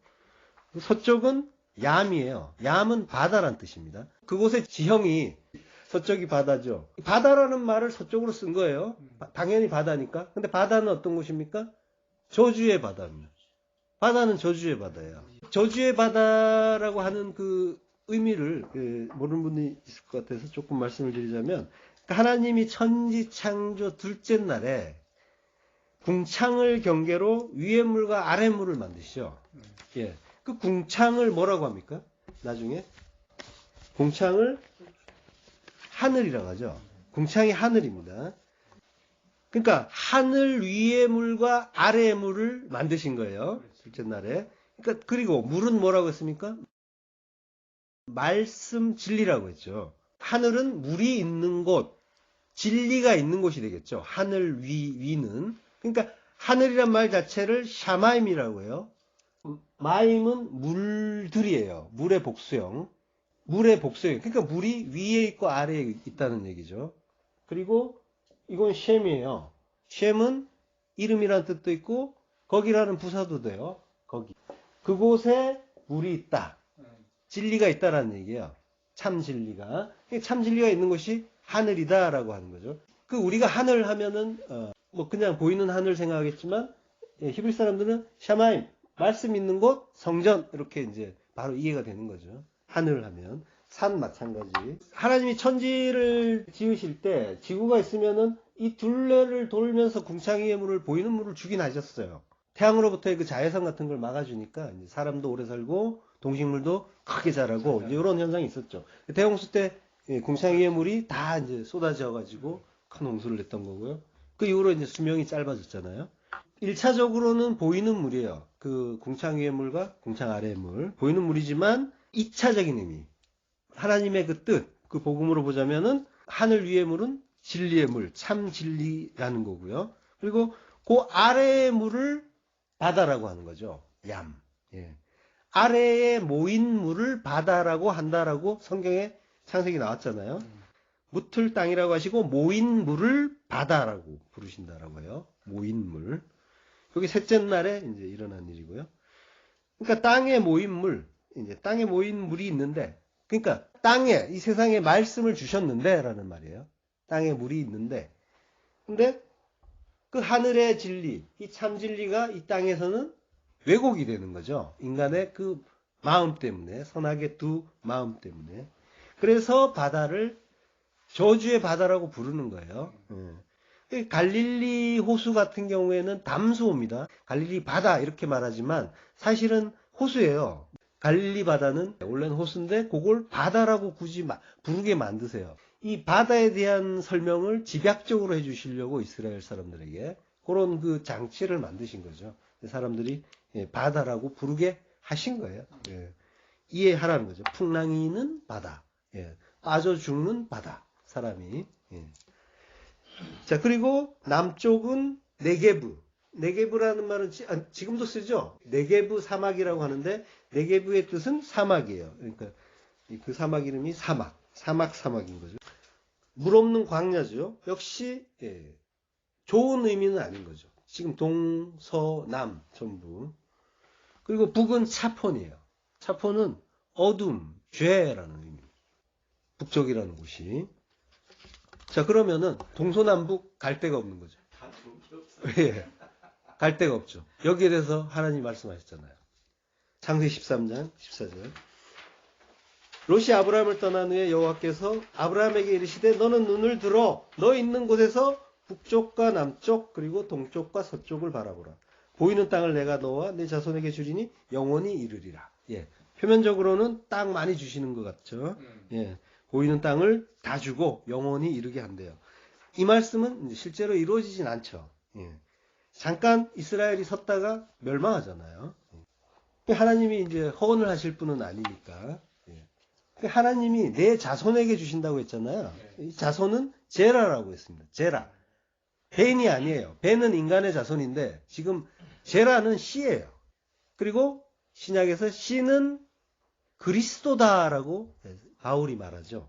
물론 번역은 자손으로 해놨습니다. 우리 성경은. 그렇지만 원문은 씨예요. 신구약이 전부 자손으로 번역을 해놨습니다. 그렇지만 원문은 씨. 그리고 영어 성경은 씨드라고 잘 해석해놨고요. 번역을. 자, 그러니까 가나안 땅은 천국의 모형으로 잠시 제시되는 거고요. 이제 가나안 하면은 이제 적각꿀이 흐르는 곳, 뭐 이렇게 아름다운 땅, 이렇게 천국의 모형처럼 이제 보이지만 사실 알고 보면 그 땅은 저주받은 땅이죠. 함의 아들. 가나안은 노아에게 저주받은 자의 후손의 땅인 거죠. 하나님이 더 좋은 땅을 줄 수도 있었을 텐데 왜 저주받은 자의 그 후손의 땅을 그 약속의 땅이라고 하고 천국의 모형처럼 우리에게 주시는 걸까 의문을 가질 수가 있는데요. 가나안은 근데 성경에서 계속 천국의 모형으로 제시가 되고 있어요. 근데 천국은 어디에 서는 겁니까? 천국은 내 안에 선다고 했죠. 예. 그러니까 그 우리 안에 서는 게 약속의 땅이고 천국인데, 그럼 가나안은 뭐라는 거예요? 가나안을 주신 이유가 사실은 뭐예요? 내가 죄인 중에 괴수니까. 거기에 천국이 선다라는 걸 알려주기 위해서 그 저주받은 자의 땅을 약속의 땅으로 삼으시는 거죠. 결국은 우리가 하나님의 그 저주를 받고 죽어야 될 그 육체 속에 있는 거고, 그래서 다 죽이라고 하나님이 말씀하시잖아요. 가나안 땅 들어갈 때 다 죽여라. 그건 뭐예요? 우리 안에 있는 거 다 죽여라는 거죠. 그 육적인 것. 예. 가나안 7족이라고 했잖아요. 그 거짓 안식 쫓아내라. 그리고 일곱 귀신들 나. 내가 가나안 땅이란 말이에요. 저주받은 땅. 거기에서 요거 다 쫓아내고 여기가 약속의 땅이 되는 것. 전부 복음을 설명하는 거고요. 그러면 우리 안에 적과 꿀이 흐른다고 했으니까 우리 안에 그럼 적과 꿀은 흐르면 되나요? 그러니까 좋은 말처럼 보이는데 사실은 젖 먹으면 됩니까? 안 되죠. 단단한 식물을 먹어야 되는 거죠. 예. 히브리서 5장 12절을 보면요. 때가 오래므로 너희가 마땅히 선생이 될 터인데 너희가 다시 하나님의 말씀의 초보에 대하여 누구에게 가르침을 받아야 할 처지이니 단단한 음식은 못 먹고 젖이나 먹어야 할 자가 되었도다 라고 하죠. 젖을 먹는 자는 뭐라고 합니까? 어린아이다. 의의 말씀을 경험하지 못한 자요. 진리의 말씀, 레마의 말씀 경험 못한 걸 젖 먹는 자라고 하는 거예요. 젖과 꿀이 흐른다고 할 때 그 젖은 그럼 좋은 말이 아니었던 거죠. 알고 보면 율법 흐르고 있다는 얘기예요. 단단한 음식이 장성한 자의 것이다 라고 하는 거죠. 그 사람들은 지각을 사용함으로 연단을 받아 선악을 분별하는 자들이다. 예, 연단을 받아야 되는 거죠. 선악을 분별한다는 건 선과 악을 자기가 이제 나눈다는 얘기가 아니라 그게 뭔지를 안다는 거죠. 선, 악이라는 게. 때가 오래므로라고 이제 12절에 나왔는데요. 요거는 오래라고 이제 해석이 되어 있는데 적절한 건 아니고요. 디아 호 크로노스예요. 디아는 무엇을 통하여, 무엇으로 인하여 이런 말이고요. 전치사고요. 크로노스 시간이에요. 흐르는 시간. 물리적인 시간. 하나님과 연결되는 시간이 있다고 했죠. 깨닫는 시간. 카이로스의 시간이 있는데 이거는 크로노스의 시간입니다. 그러니까 크로노스의 그 흐르는 이 시간, 역사인 거죠. 크로노스의 이 역사 속에서 너희가 그 시간을 통해서 마땅히 선생이 되어야 하는데 디다스 칼로스, 아는 것 디다스, 칼로스, 좋은 것, 그걸 교사라고 하는데 그 교사가 되어야 하는데 그 말씀의 초보에 너희가 머물고 있구나라고 이제 책망을 하는 거죠. 그리고 젖을 먹는 자는 의의 말씀을 경험하지 못한 자라는 거 이해하시고요. 그 젖이라는 게 좋은 게 아니라는 거죠. 그래서 이제 성경에서 보면은 이제 이삭이 젖을 뗄 때 잔치를 하잖아요. 아브라함이 잔치를 열죠. 젖을 떼는 게 좋은 거라는 거죠. 그럼 꿀은 뭡니까? 젖과 꿀이 흐른다고 했는데 꿀이라도 좋은 걸까요? 네. 꿀은 섞인 겁니다. 성경에서. 여러 가지가 섞여 있죠. 벌을 통해서 꽃가루도 섞이고 뭐 당분도 섞이고 여러 가지가 벌의 침도 섞이고. 그러니까 누룩과 같은 의미예요. 누룩과 함께 꿀은 사람의 입맛을 좋게 하는 것. 섞인 것은 율법이라고 했죠. 다른 복음 이야기하는 거예요. 젖과 꿀이 흐르는 곳, 아주 좋은 곳이 아니라 아직 온전한 진리가 아닌 곳이란 거죠. 거기에다가 집어넣는 거예요. 하나님이. 그 저주받고 그리고 율법이 흐르는 진리를 깨닫지 못한 그 어두운 곳에 집어넣는 거죠. 그러고 어떻게 해요? 대적들을 보내서 두들겨 패고 죽이고 박살을 내서 가르치는 거죠. 돌아오게, 깨닫게. 이게 하나님 방식이라는 거고요. 그러니까 성도가 사망의 몸에 사로잡혀 있으면서 말씀의 검에 맞아서 죽어야 되는 거죠. 그래야 부활이고 영혼의 그 생명을 갖는다는 거죠. 로마서 7장 24절. 오호라 나는 공고한 사람이로다. 이 사망의 몸에서 누가 나를 건져내랴. 그러니까 사도 바울이 비명을 지른 이 사망의 몸이 가나안인 거죠. 가나안이 사망의 몸이고요. 죽어야 할 것, 멸해져야 할 것, 육신, 율법, 가인의 예배, 이 모든 것이 가나안 속에 들어있는 거죠. 예, 지금 그 하나님이 지금 아브라함에게 동서남북 돌아보라고 하셨어요. 그러면 지금 말씀하시는 곳이 어딜까요? 이 말씀을 하신 곳. 동서남북을 보라라고 할 때 그 장소. 여기는 베델입니다. 예, 지금 가나안 땅에서 이제 사방을 이제 보게 하신 거죠. 동서남북 돌아봐라. 예, 근데 언뜻 보기에는 뭔가 이제 땅을 많이 주시나 보다라고 했는데 동서남북이라는 말을 알고 보니까 좋은 곳이 하나도 없는 거죠. 그럼 뭐예요? 하나님이 지금 말씀하시는 곳이 베델. 하나님의 집, 하나님의 성전, 천국인 거죠. 그러니까 갈 데가 어디냐? 너는 여기를 사모해라. 여기에 있어야 된다라는 그런 의미까지 들어있는 이야기인 거죠. 예. 결국 아무것도 안 주시겠다는 거네. 하나님 나라. 예. 너는 나와 함께 있으면 끝이야. 예, 다 주시는 거죠. 이건 어차피 우리가 안 준다고 하는 거에 그 모든 것은 다 없어질 것들이니까 결국은 필요 없는 거죠. 예. 그러니까 온통 대적의 그 저주의 바다에 그 사막의 광야의 죄와 어둠뿐인 이 세상인데 네가 갈 곳이 어디 있겠니? 예. 하나님의 성전 아버지 집으로 가야지. 예. 그 말씀까지 담고 있는 이야기인 거죠. 예. 가인이 여호와의 낫 파님을 떠나서 동쪽으로 갔다라고 하는 거는 하나님의 그 반대편 대적자의 자리로 갔다고 하는 거죠. 그래서 가인은 하나님이 주신 그 형제, 재물의 의미 모르는 자, 대적자인 거죠. 그래서 대적자들은 다 동쪽으로 떠나가는 거죠. 창세기 3장 24절 이같이 하나님이 그 사람을 쫓아내시고 에덴 동산 동편에 그룹들과 두루 도는 화염검을 두어 생명나무의 길을 지키게 하시니라. 예. 동쪽으로 쫓아내시고 에덴 동산 동편에다가 그룹들과 화염검을 두시는 거죠. 막아버리는 거죠. 예. 쫓아내고 막아버리시는 거예요.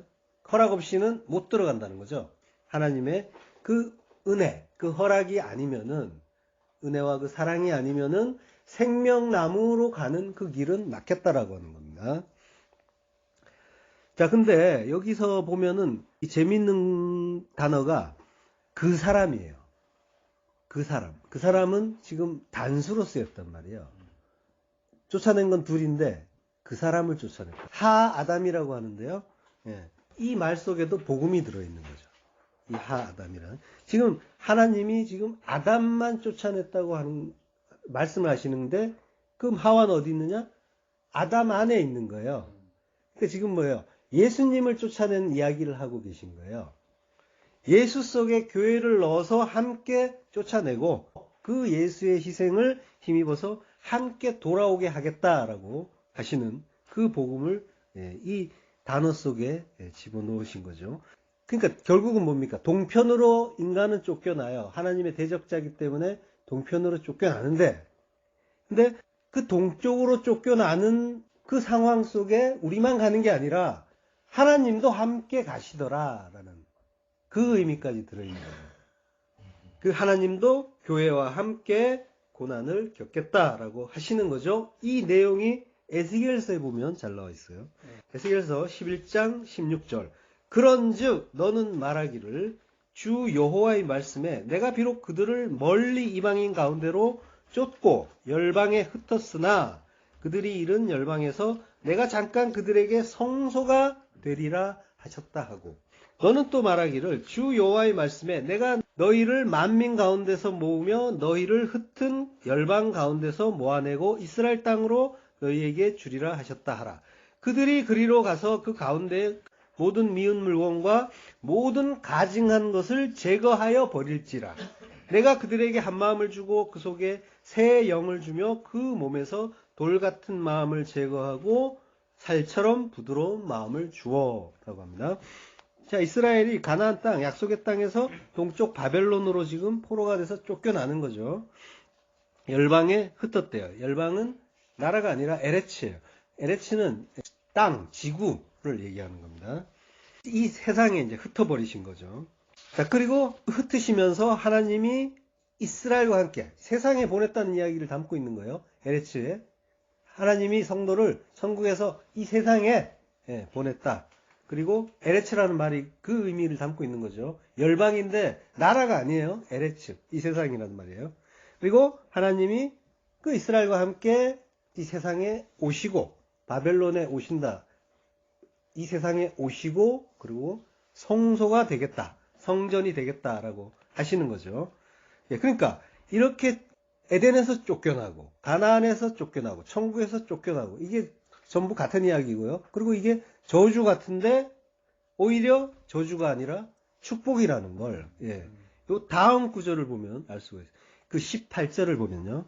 그들이 그리로 가서 그 가운데 모든 미운 물건과 모든 가증한 것을 제거하여 버릴지라. 요걸 위해서 보내셨다는 거죠. 이걸 위해서 쫓아냈다는 거예요. 우리 속에 있는 그 미운 것, 그리고 가증한 것 다 제하여 버린다. 제거해 버리겠다라고 하는 거죠. 그걸 위해서 내가 너희를 쫓아내고 그러나 나는 너희와 영원히 함께 할 것이기 때문에 내가 너희와 함께 거기에 가겠다. 그리고 성전이 되겠다라고 하시는 거죠. 자, 거기서 미운 물건은 슈쿠츠라고 해요. 몹시 싫은 것, 가증한 것이에요. 이 슈쿠츠는 우상숭배와 관련해서 쓰는 말이에요. 그러니까 미운 물건, 슈쿠츠, 이거는 우상을 이야기하는 거죠. 하나님 보시기에 믿고 가증한 것, 슈쿠츠. 그리고 열왕기상 11장 5절에 보면요. 시돈 사람의 여신 아스다롯을 쫓고 암몬 사람의 가증한 밀곰을 쫓음이라. 그 몹시 가증한 그것, 밀곰. 11장 7절에도 가증한 그모스라는 말이 나오죠. 그러니까 암몬의 밀곰, 모압의 그모스, 암몬의 또 몰록, 아스다롯, 이런 그 우상에 대해서 슈크츠란 말을 썼어요. 성경에서. 그리고 가증한 것은 토에바, 혐오스러운 것, 가증스러운 것. 의미는 비슷합니다. 미운 물건과 가증스러운 것. 그리고 나중에 이거는 하나라는 걸 또 같은 의미라는 걸 또 나중에 알 수 있고요. 나중에 나오는데요. 자, 그러니까 토에바는 율법적인 행위를 말해요. 슈크츠는 우상, 주로 눈에 보이는 그것, 그 가증한 것, 우상과 관련된 것, 그걸 슈크츠라고 하고, 그리고 토에바는 그 행위를 이야기하는 거예요. 그러면은 그들이 그리로 가서 이스라엘이 바벨론으로 쫓겨나서 천국에서 쫓겨나서 성도들이 세상으로 와서 이 가운데의 우리 속에서 모든 우상 숭배, 우상은 자기라고 했잖아요. 자기 숭배를 제거한다. 그 자기 숭배는 율법적인 행위죠. 자기가 판단하고 행하는 것. 이거를 제거한다라고 하는데요. 근데 이제 우리 성경에 이제 이렇게 써 있어요. 근데 요거는 이제 원문하고는 조금 달라요, 사실은. 근데 틀린 내용은 없어요, 크게. 다만 이제 소개를 해드리자면요. 여기에는 이제 민이라는 그 전치사가 사실은 쓰였어요. 그 가운데 모든 미운 물건과 모든 가증한 것이라고 이제 성경에서 나왔는데 그 가운데란 말이 둘 다를 수식하는 게 아니에요. 그리고 가운데란 말도 번역은 잘못됐어요. 민이라고 하는 거는 뭐뭐로부터예요. 가운데가 아니고. 그러니까 그리로 가서 모든 미운 물건과 그것으로부터 나온 모든 가증한 행위가 되겠죠. 가운데란 말이 없고 민이라는 전치사가 있는데 민은 가증한 것에 붙어 있단 말이에요. 그러니까 그것으로부터, 그것에 해당되는 건 앞에 있는 것, 미운 물건이란 말이에요. 원문은 이렇게 이제 해석이 될 수가 있는데 크게 뭐 틀린 건 아니니까. 근데 어쨌든 지금 이제 요 구절을 정확하게 알면은 뭘 알 수가 있냐면 우상이라는 것, 우상 숭배라는 것, 요게 가증한 것이다. 이퀄이 되는 거죠. 따로따로가 아니라 이것과 이것이 아니라 그 가증한 미운 물건과 그것으로부터 나온 그 가증한 행위들이 되는 거니까 그래서 이퀄이 되는 거죠. 두 가지가. 그래서 미묘하게 조금은 다를 거예요. 그렇지만 성경에서 이제 하시고자 하는 말씀을 이해하자면은 그 두 가지가 하나다. 그러니까 자기 숭배는 곧 하나님이 미워하시는 거다라고 이해할 수 있겠죠. 그러니까 그 가운데라는 말이 이스라엘 백성들 가운데 뭐 이런 말은 전혀 아닌 거죠. 예. 자, 그러면 그 우상숭배는 자기 숭배였고 자기를 위하여 숭배하면은 결국 율법적인 행위는 자연히 따라오게 된다라고 지금 이야기하는 거예요. 우리에게 확인시켜 주시는 거예요. 율법적인 행위란 건 결국 자기 숭배, 자기 사랑으로부터 나온다라는 걸 이해하시면은 그러면 내가 많이 규정하고 있는 것들 그리고 다른 사람을 판단하고 정죄하는 것들 어떤 상황에 대해서 내가 판단하는 것들 이것들은 전부 뭐예요? 나의 어떤 높음을 증명하기 위해서라는 거예요. 자기를 사랑하고 자기의 높음을 증명하고 그래서 다른 사람을 비판하고 판단하고 정죄하고 이러고 있다는 거죠. 어떤 상황에 대해서도 하나님 뜻보다 내가 먼저 나 중심으로 좋고 나쁜 걸 계속 판단하는 것. 이것들이 전부 자기애, 자기 사랑, 자기 숭배로부터 나온다는 걸 성경은 말하고 있는 거예요. 그러니까 전에 인본주의와 율법주의는 같다라고 했잖아요. 이 같은 맥락의 이야기인 거예요. 사람이 중심이 되고 내가 중심이 되면 항상 율법적인 행위는 자연히 따라서 나오게 돼 있다는 거죠. 그게 결국은 뭐예요? 자기 사랑이잖아요. 그 모든 행위가. 그거는 뭐예요? 하나님 사랑으로 절대로 갈 수가 없는 것. 하나님을 대적하는 행위라는 거죠. 하나님 사랑을 해야 이것이 구원인데 하나님을 우리가 사랑한다는 얘기가 아니라 사랑이신 하나님을 아는 걸 하나님 사랑이라고 한다고 했습니다.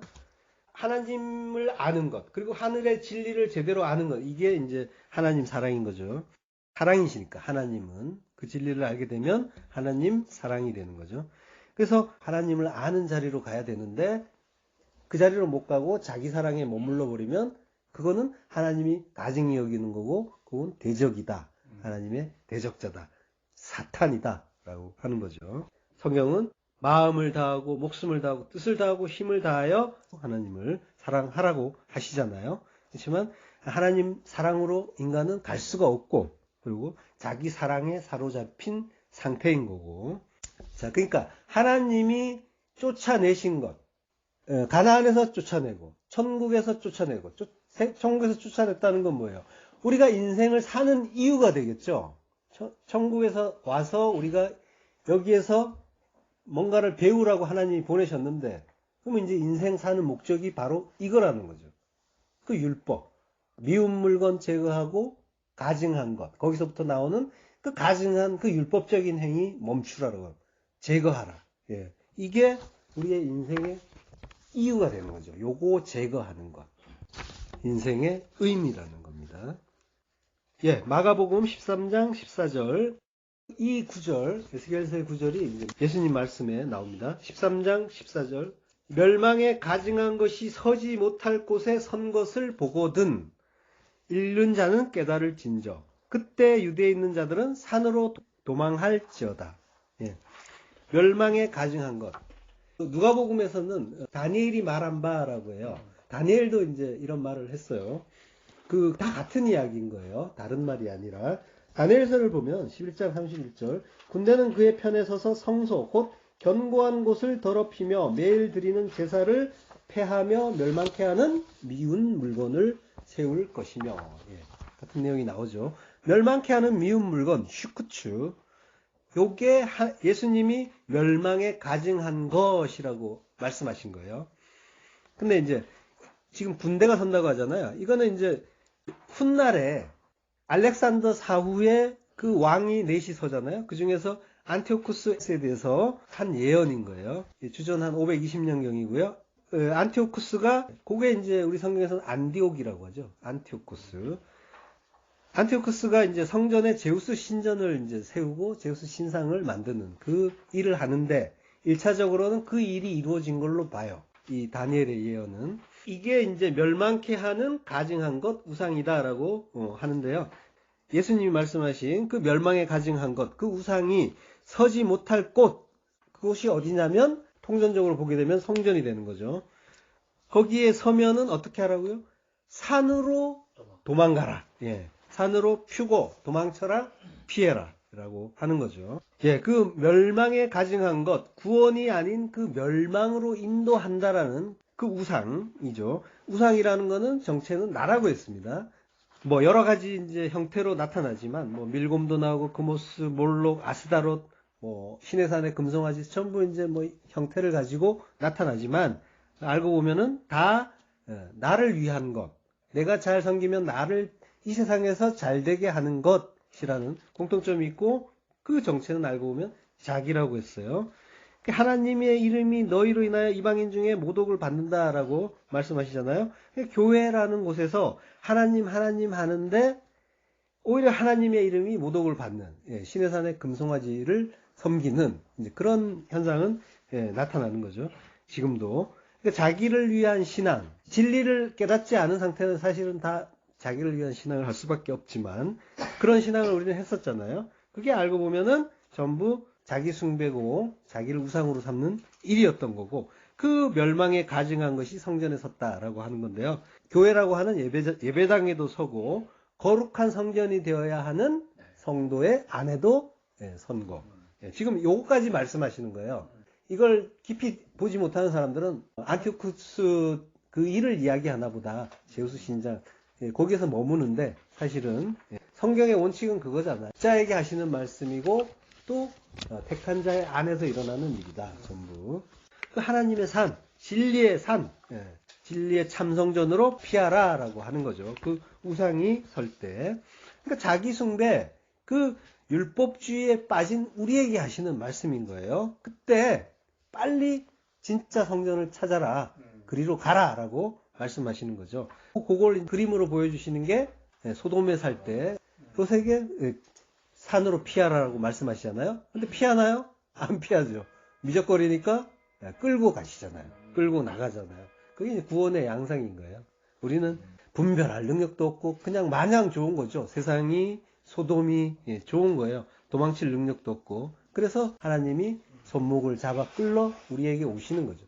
뚫고 들어오시는 거예요. 우리 밖에서는 아무리 가르쳐도 우리는 깨달을 수가 없으니까 들어오셔서 직접 가르쳐 주시는 거예요. 깨닫게. 믿음이 없다는 건가요? 그런 게? 그 믿음이라는 거에 우리가 이제 신앙생활을 하고 성경을 공부하고 이러면은 믿음이 막 자라면 좋은데 자라는 게 아니라 우리가 깨닫는 거는 결국은 우리의 믿음 없음이에요. 우리는 사망의 몸이라니까요. 그래서 결국은 우리는 불가능하다는 걸 깨닫는 거예요. 복음은 그거 알려주는 거예요. 너희들 잘 깨달아갖고 훌륭한 사람 되라는 게 아니에요. 도저히 우리는 아무리 해도 안 되는군요. 나는 죄인 중에 괴수 맞고요. 그리고 지옥 보내도 아무 할 말 없습니다. 여기까지 간다고 했잖아요. 그때 이제 붙잡아야 될 것이 그래서 예수 그리스도를 우리에게 주셨군요. 십자가 주셨군요. 를 알고 예수 그리스도를 붙잡는 거죠. 그리로 이제 점점점 우리의 신앙은 그리로 가는 거예요. 나의 불가능을 점점 더 분명하게 깨닫고 나는 안 된다는 거. 그러니까 나를 의지하는 게 안 되는 쪽으로 자꾸 끌고 가시는 거죠. 내가 이렇게 공부 열심히 하고 하나님께 뭔가 잘하면 훌륭한 믿음이 좋은 사람 되는 건 줄 알았는데 알고 보니까 내가 평생 하는 거는 내가 죄인 중에 예수란 말을 말년에 한다니까요.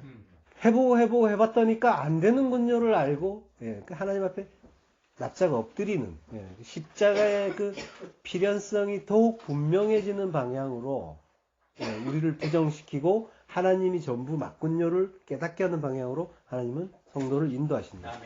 그걸 아는 자는 이제 자랑도 없어지는 거고 판단, 비판도 없어지는 거고 그 율법적인 그 가증한 것을 점점점 못하게 되는 거죠. 그걸 깨닫게 하려고 불가능을 알아야만 가증한 것에서 벗어나는 거죠. 이게 이제 인간이라는 게 자꾸 믿음이 좋아지는 것 같으면은 또 누군가를 정죄하게 된다니까요. 왜 넌 못해? 맞아요. 나는 되는데. 이리로 가는 거죠. 그러니까 결국 알아야 되는 거는 나의 불가능. 우리는 그 롯처럼 스스로 깨달을 수가 없고 이 세상이 마냥 좋은 거죠. 깨닫지 못하는 우리를 위해서 성령께서 오시고 손목 잡고 끌고 나가 주시는 중이고요. 그래서 하나님이 그 영을 부어주시지 않으면은 우리는 그 멸망에 가증한 것, 나 끌어안고 뒹굴다가 멸망할 존재인 거죠. 18절 그 가운데 모든 미운 물건과 모든 가증한 것을 제거하여 버리라 라고 합니다. 수루, 제거하다라는 뜻인데요. 수루는 이제 돌이키다라는 그런 뜻도 있습니다. 그러니까 돌이킨다라는 건 회개의 의미인 거죠. 미운 것, 가증한 것, 그 제거하는 것 자체가 하나님께로 돌이키는 회개인 거죠. 에스겔서 11장 19절, 아까는 에스겔서 11장 18절이었고요. 에스겔서 11장 19절 내가 그들에게 한 마음을 주고 그 속에 새 영을 주며 그 몸에서 돌 같은 마음을 제거하고 살처럼 부드러운 마음을 주어 라고 합니다. 요게 이제 결론인 거죠. 하나님이 하시는 일 그리고 우리가 인생 사는 그 목적 자체의 모든 것의 결론인 거죠. 하나님이 그 한 마음을 주고 새 영을 주는 그 일. 이게 이제 그 어떤 시간적인 순서가 있는 건 아니에요. 그 다 같은 동시에 일어나는 일입니다. 새 영을 주셔야 우리가 하나님의 뜻을 깨닫고 한 마음이 되는 거죠. 하나의 마음. 그리고 부드러워지는 거고요. 돌 같은 마음에서.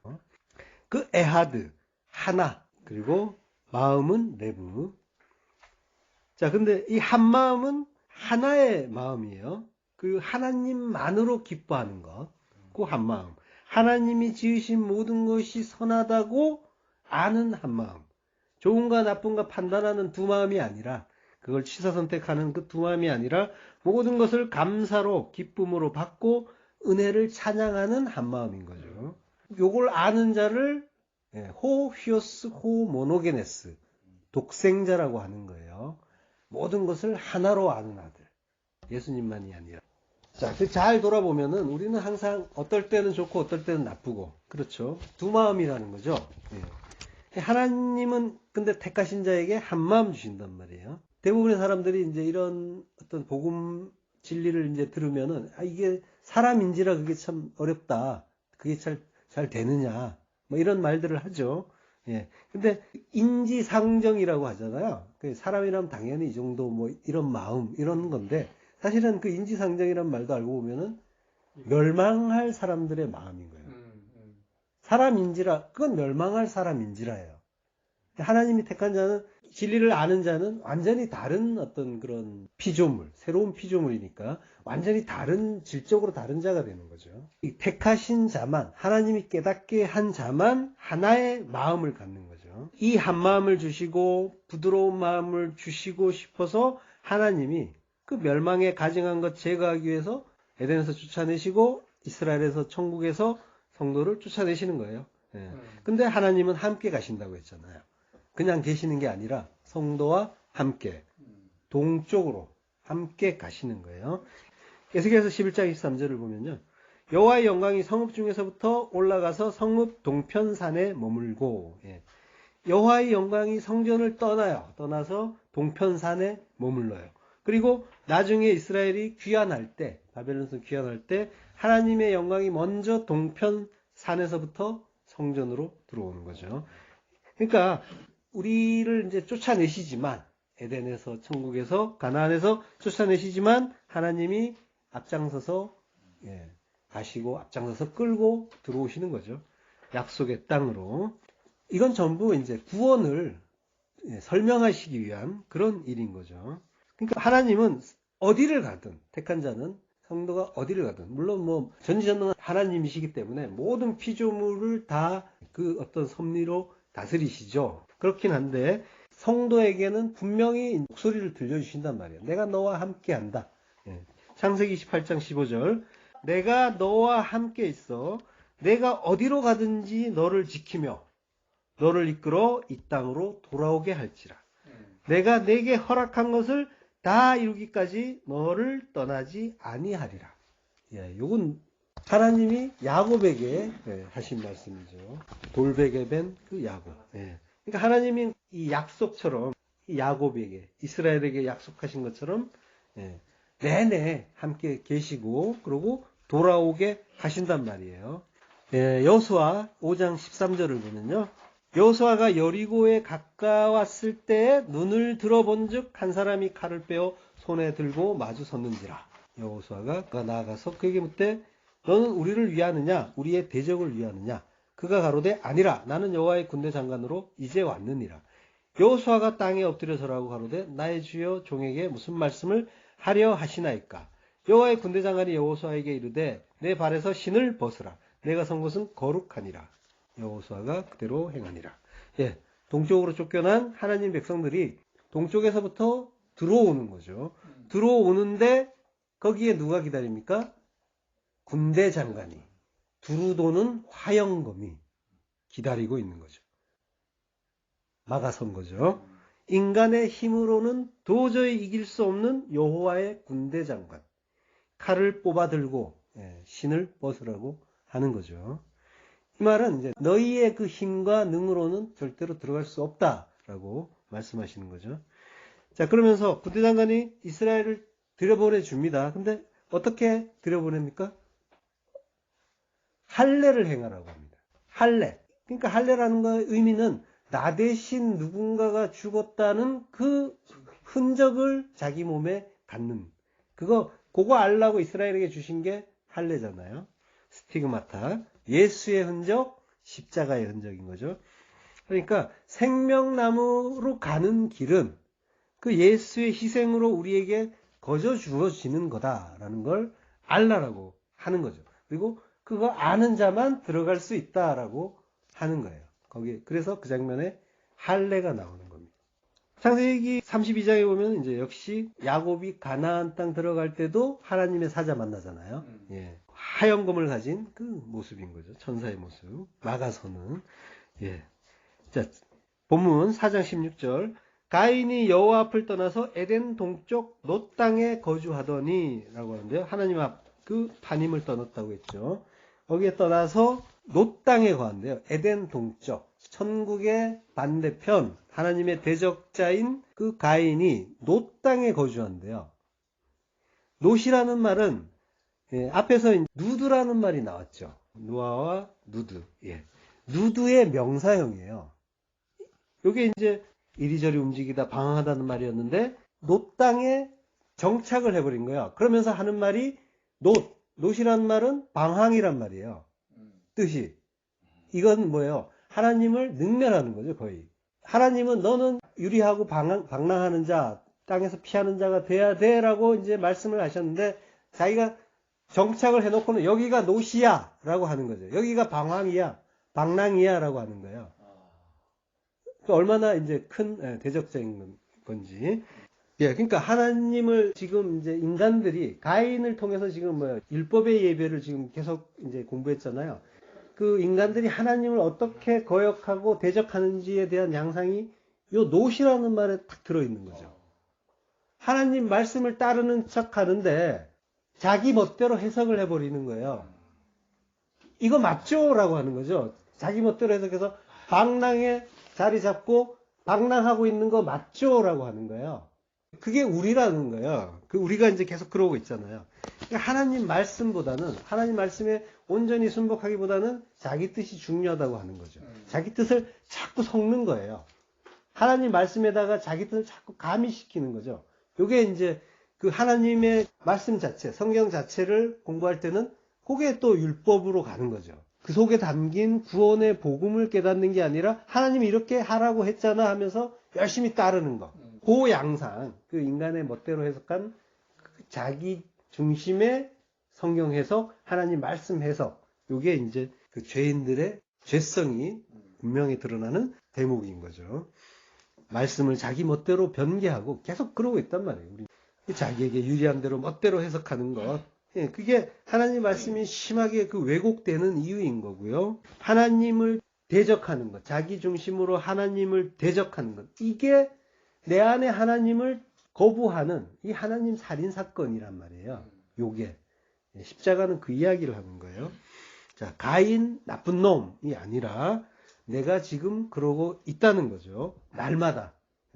그래서 나는 날마다 죽어야 되는 죽일 놈인 거죠.